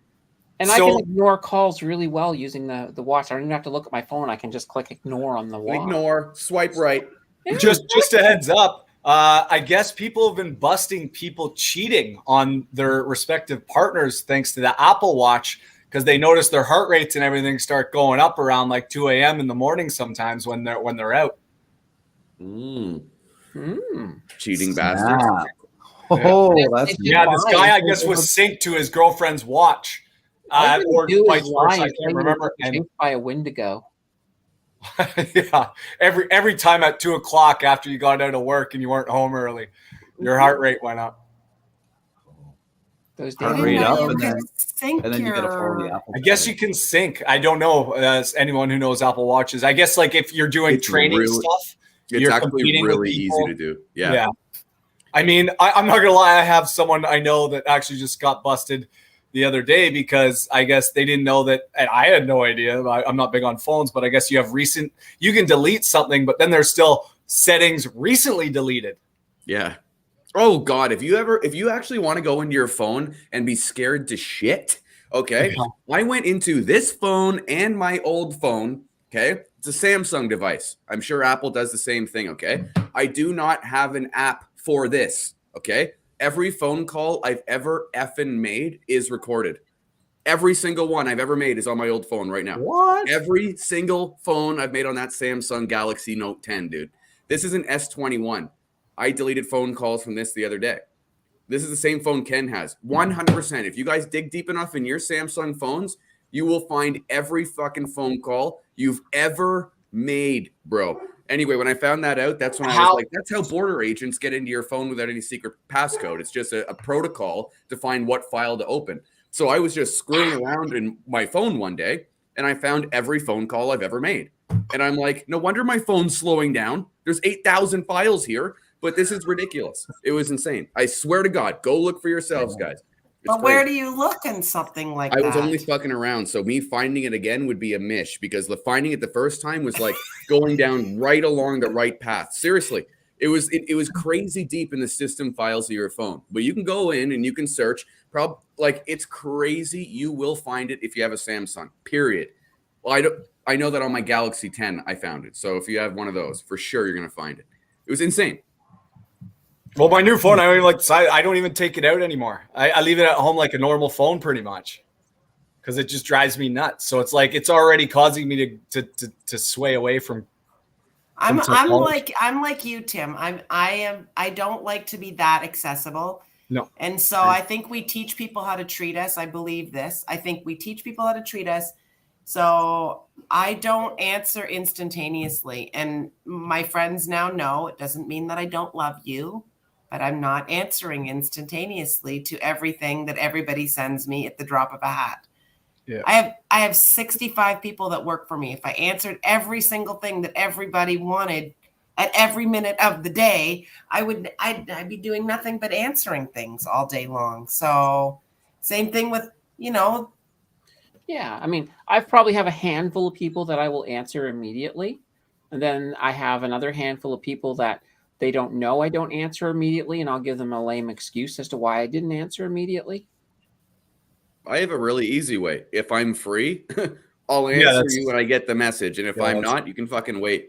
That's kind of my rule of thumb. That's pretty much me too. But I don't, I'm like Tim Perry. Sometimes I leave and I don't take my phone. I don't go everywhere with my phone. Well, I'm sure everyone else has had this, but actually it was when I was living in Ottawa. I was driving down the street and there's my last Samsung. And I get this like message, and it's like an ad for Shoppers Drug Mart, like text message. I can't remember exactly what it was, or just like a highlight on my phone. And I look over and I'm literally looking at a Shoppers Drug Mart, and my cousin's girlfriend, who's like in the marketing, she says now that like they have like these, I don't know if you call it a Wi-Fi, position type thing, but when you go past a store or something, that they have some sort of thing that, it connects with that phone and lets you know, there's like this on sale or something like this. I've never had it happen again. So, but I don't know. It's too freaky for me these days. Like some of the things that even I've experienced, right? Like I don't own a turtle. So you talk about turtle food and all of a sudden turtle or phone or computer, and you didn't search for it. You didn't touch it. Mm-hmm. So stuff like that irritates me. And I don't know. I think, when I'm sure we can all admit, like when Facebook first came out, I was one of those people, like I shared way too much. And you definitely, the pendulum swings, right? So now it's like, I've definitely learned like privacy is way better. Like not everyone needs to know your whole business. And if they do, then you're just provoked more, right? Like they say, be silent with your work or stuff like that. Cause obviously how many people do you see that are in celebrities and stuff who are probably good people overall, but they post just one opinion about what they believe in life. And then people want to cancel them. Right. But all of us here have something that we don't agree with, that if we're fanatical, you're canceled. But we're obviously, hopefully, rational human beings. So no their phone said it. Location. No, I mean, it's funny how it works. Like I watch a lot of Neil deGrasse Tyson stuff on YouTube. And then one day there was a Neil deGrasse Tyson video where he was being interviewed by, I don't know, some really right-winged crazy guy. Mm-hmm. And all of a sudden, for the next 2 weeks, I had that right-wing crazy guy in my feed every day. Well, I mean, Facebook thinks I'm gay because I one time looked at a link that was, it said like, actors you didn't know was gay. So I was like, I don't know who's gay. And now it's like every day. And it reminds me of funny. Straight up, dude. I thought that YouTube was trying to like push me to be gay, and Facebook too this month. And it took me like 2 weeks to realize it's Pride Month, bro. So anyway, I was going through this whole thing where I was like, are the ads like trying to, what's going on here? Like anyone like King of Queens here when Spencer gets a TiVo? He's like, oh my God, TiVo thinks I'm gay. Not that there's anything wrong with that. Vacuum cleaner. No, not at all. But I just think it's hilarious how you take one link that maybe isn't your normal way of thinking, but you're like, hey, like I'm checking it out. And it's just like, no, feed it to you now. You go down one rabbit hole, you click one Sopranos YouTube video. Look, you're going to watch the whole series through 2-minute clips. Mark my words. YouTube is deadly. You go down one path where you watch the full video, they're like, we got him. And then they immediately flood nonstop. Like Candace was just saying, though, I've noticed on my Twitter, obviously anyone follows me on Twitter, I definitely post a lot of, I post a lot of my views on there. And obviously they're more on the extreme or libertarian side. And now I'm getting the total opposite view all the time. And it's like, you may like this. I'm like, you are totally trying to sway the way I think. Or you're trying to convince me of other stuff. And don't get me wrong, you should always obviously you should never go too extreme. So I actually started like looking into them, but now I'm barraged with it. So I'm like, never again. Like It's weird. Yeah, well, it was funny because I was at that conference last week and I was talking to a bunch of the ladies there. We got talking about these weird things. Oh, did you mention it? I think we talked about it last week, Ken. Did you mention it to Andrew about how in the early 1900s, people who would lose their children, their babies at birth, there was a ritual where they would take these babies and they would dress them up and then they'd pose them in weird things, and then somebody would take a picture of the dead baby to give you. But apparently this is a collector's item of some sort now. I really, really, really, really wanted to Google this because I'm just fascinated to kind of in a morbid kind of way. But then I thought to myself, no, do not Google that, because if I Google that, then I'm going to get very, very peculiar things. I clicked on one strange thing once, and in my Facebook marketplace, I have ads for dolls with eyes poked out and like arms missing. So I'm like, that freaked me out. I'm never looking for that stuff again. So anyways, I just thought maybe Andrew could look up that stuff because he gets all kinds of weird stuff on a regular basis. I mentioned it to him and he was like, meh. He wasn't really interested in it. Oh, that's such an Andrew thing. I know. But I mean, let's just analogy this though. So we're talking about all these things that are happening when you search. Imagine what they're going to do when they got your biometrics. Yeah. I don't know what they could do. Like, you mean just advertise medicine to me? Like, I don't know. I'm not taking no vaccine regardless, so it's wasted money on their end, bro. They can take my biometrics all they want, bro. Well, I mean, the future of vaccines. I just talked with an engineer in my other work that I do, and this guy, he went to my high school too, like years before me. But man, he's a smart kid. Obviously, for we don't agree with the reasons on why he's smart, but he's creating. Soon vaccines won't be taken by needle. You won't even know that you might take a vaccine. They want to put it in food. They want to do a whole lot of things. They might be able to print it. He's telling me he's done some novel way of it not going into the skin. So it's like, it sucks because I wanted him for what else I'm working on. But at the same time, I was like, oh, don't do that, please.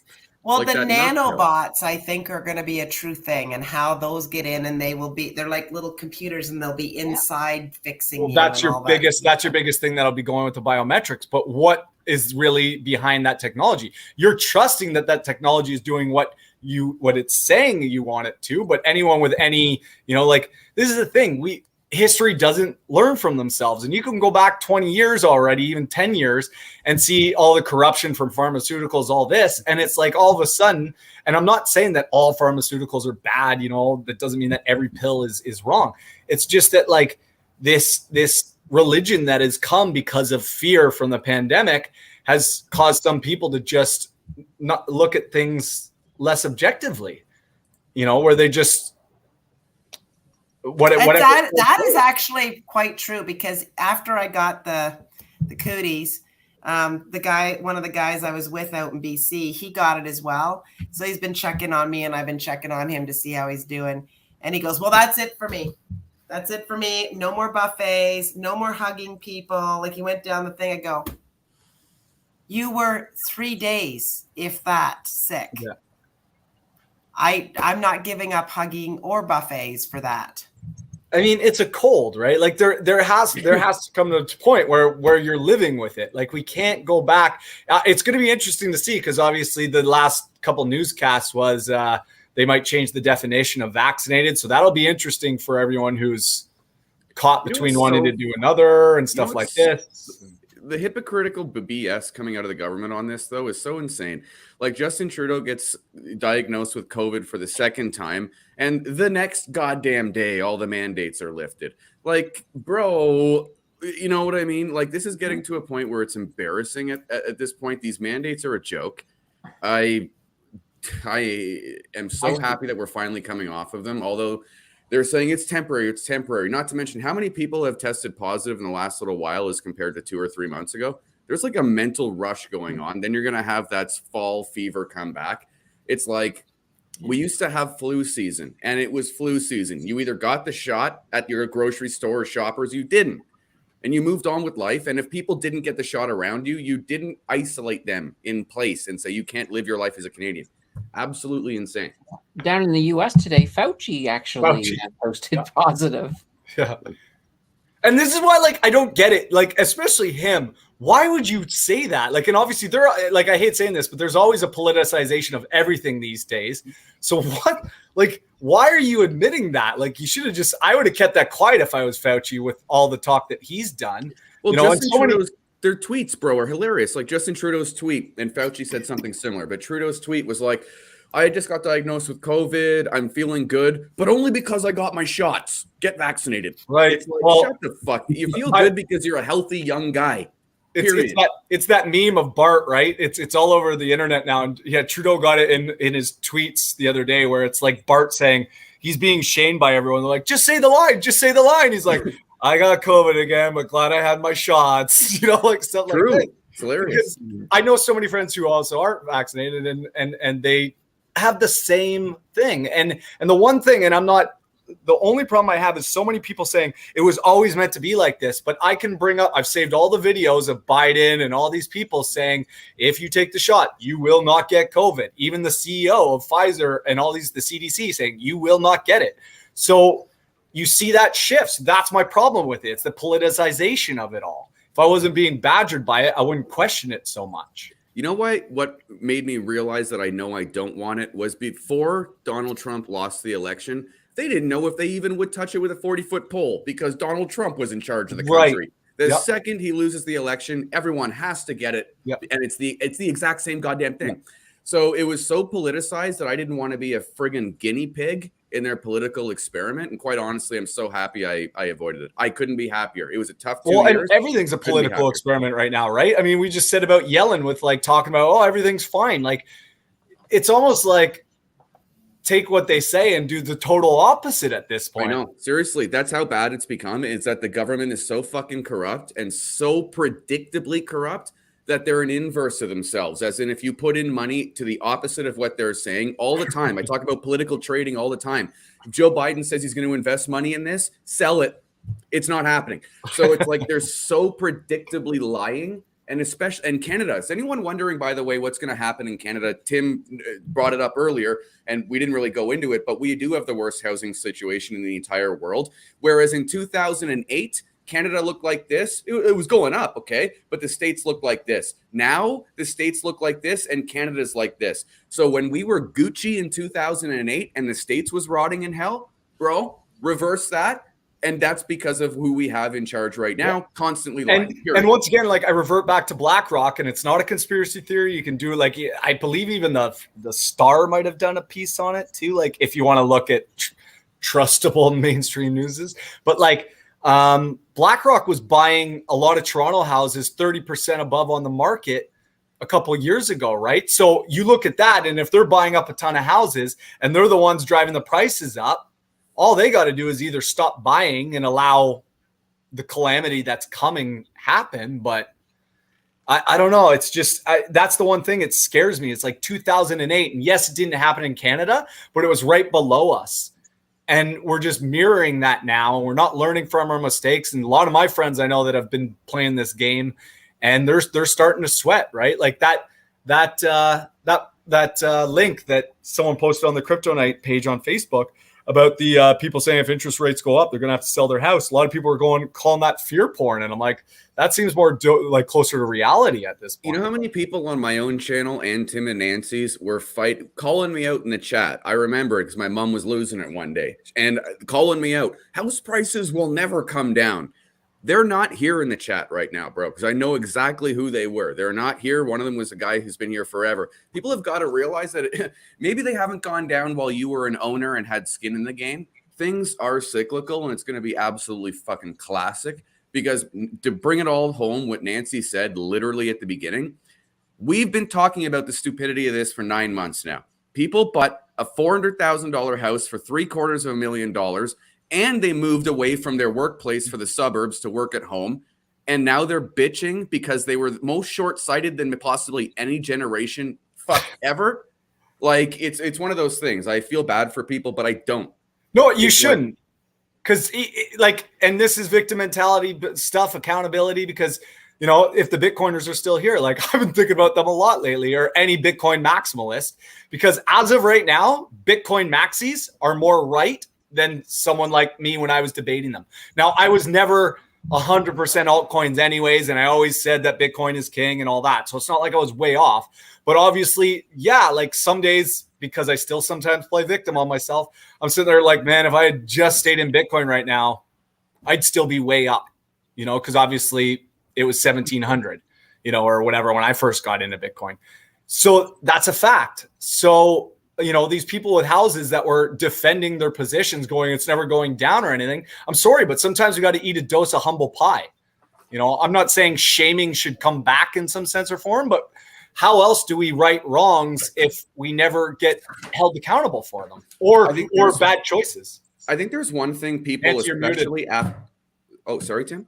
This goes back to what I tried to say to Jordan way back when. The problem is that everybody got this. I'm going to buy these. I'm going to buy because my house went up in price, so I'm going to sell that. I'm going to take that equity and I'm going to buy the next big one. Well, guess what? Those houses, the government now, all the municipal governments that have all these homes that have gone up so much, they'll want their piece of the pie, so they'll raise the property taxes way up. You'll go all these. But nobody's salary raised by that high of a percent. So now you're trying to live on what you had before. It's still, there's carrying costs for homes that large. There's huge carrying costs. Yeah, I mean, I don't disagree with Jill or like kind of what Rye agreed with on that. But at the same time, it's like right now, I like working with these home builders who are obviously right beside us as we're building the pools, and they're definitely starting to talk about, like, there's murmurings about stuff. I don't know.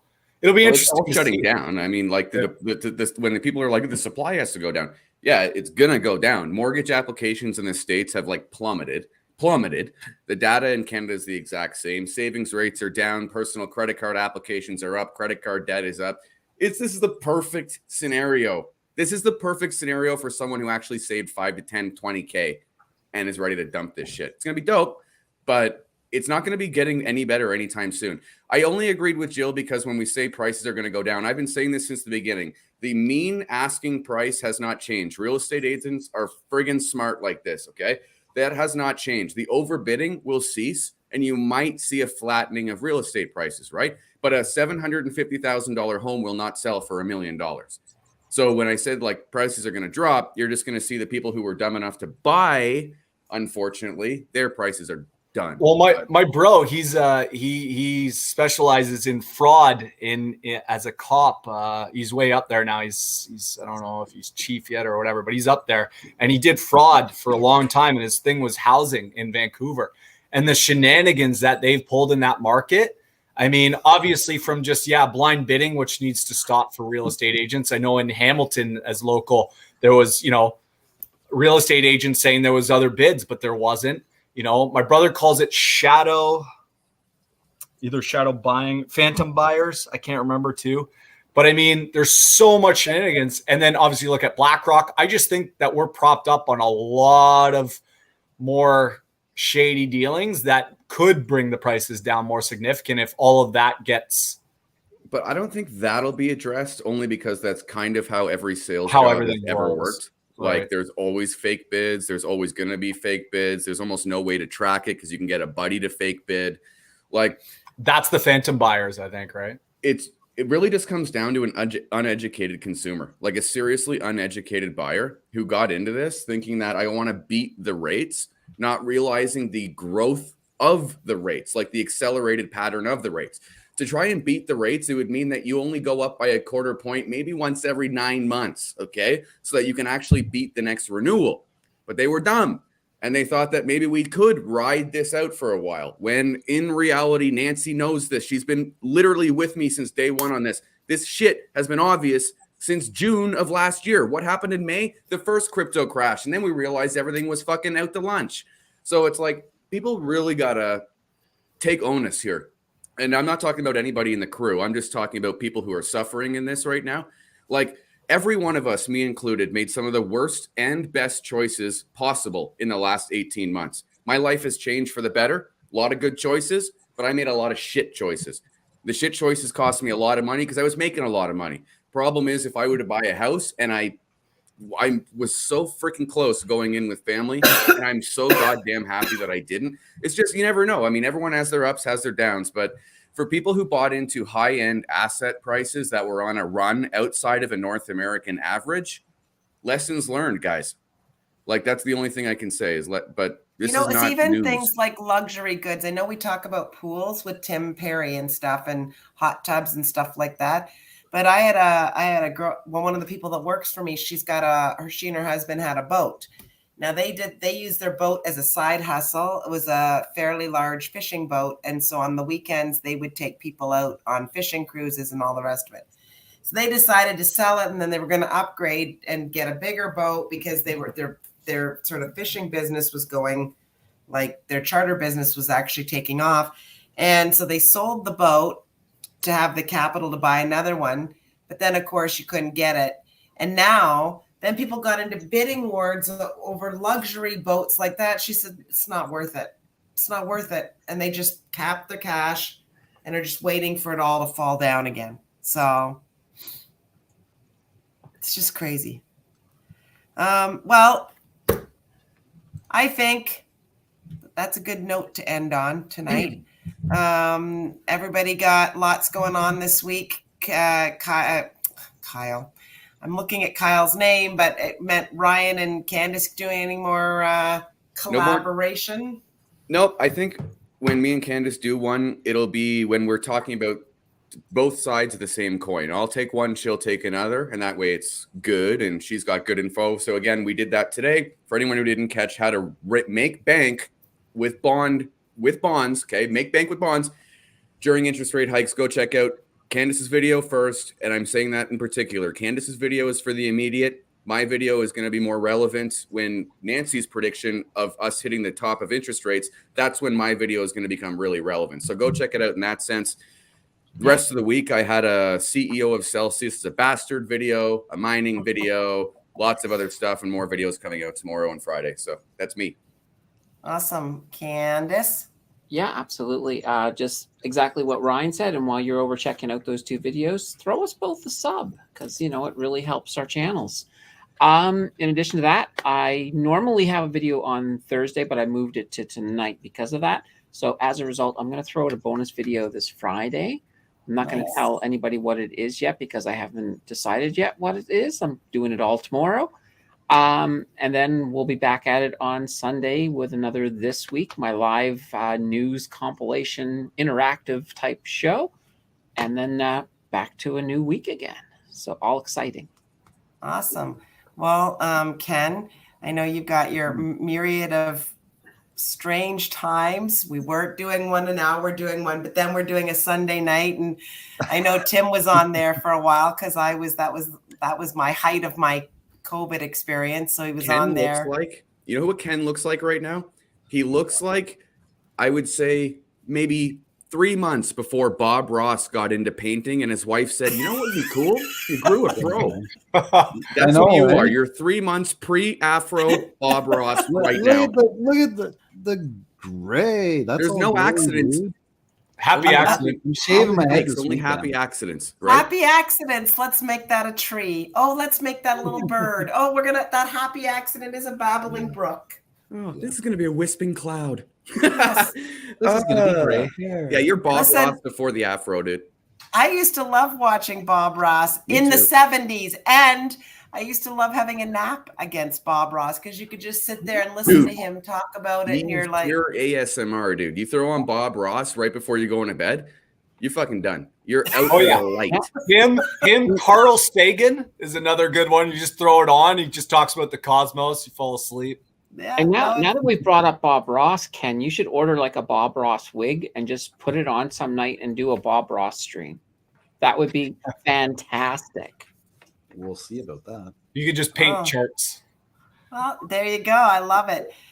So you got your regular crew. You got some really interesting guys on your show now, Ken. It's really neat. And Did you end up doing a collaboration with another channel? That was something you were thinking of doing? What was that? I was interrupted. This guy. I was interrupted.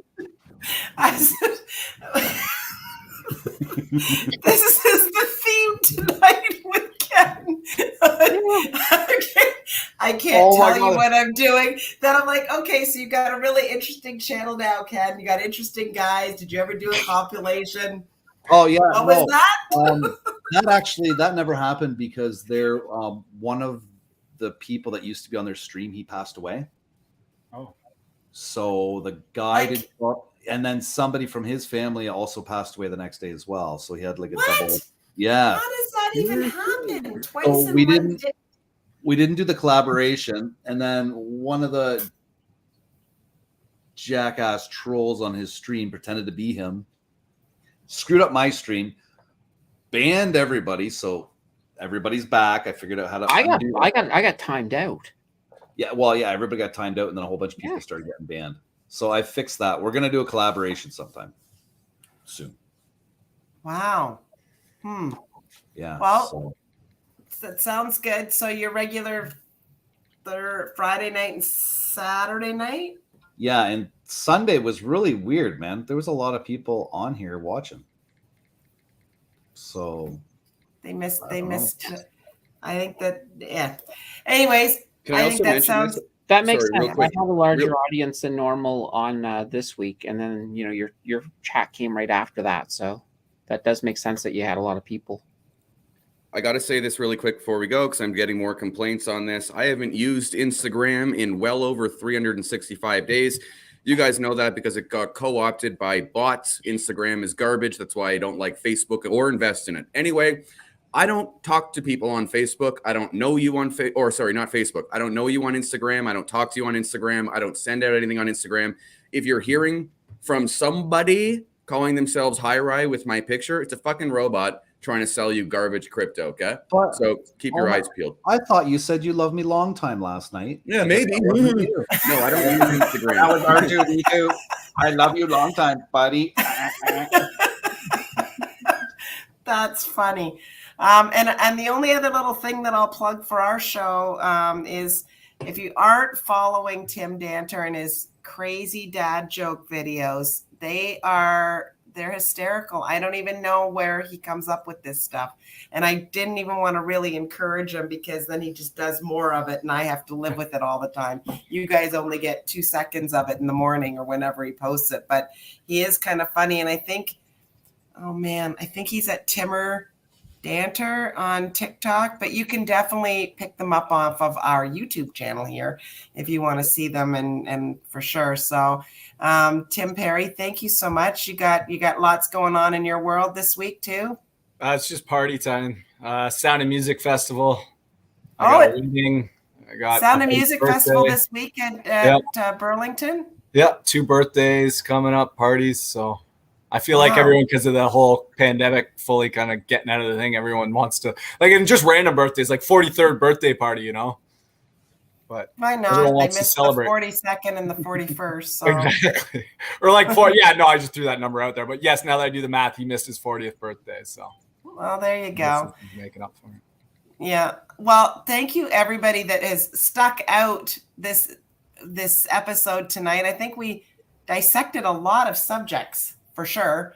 And we really, really appreciate you tuning in. And we hope to see you again next week on either the Danter Banter or Crypto Night in Canada. Depends on who says they can show up. But we'll be here, Tim and I, one of us, or both. Who knows? Anyways, thank you.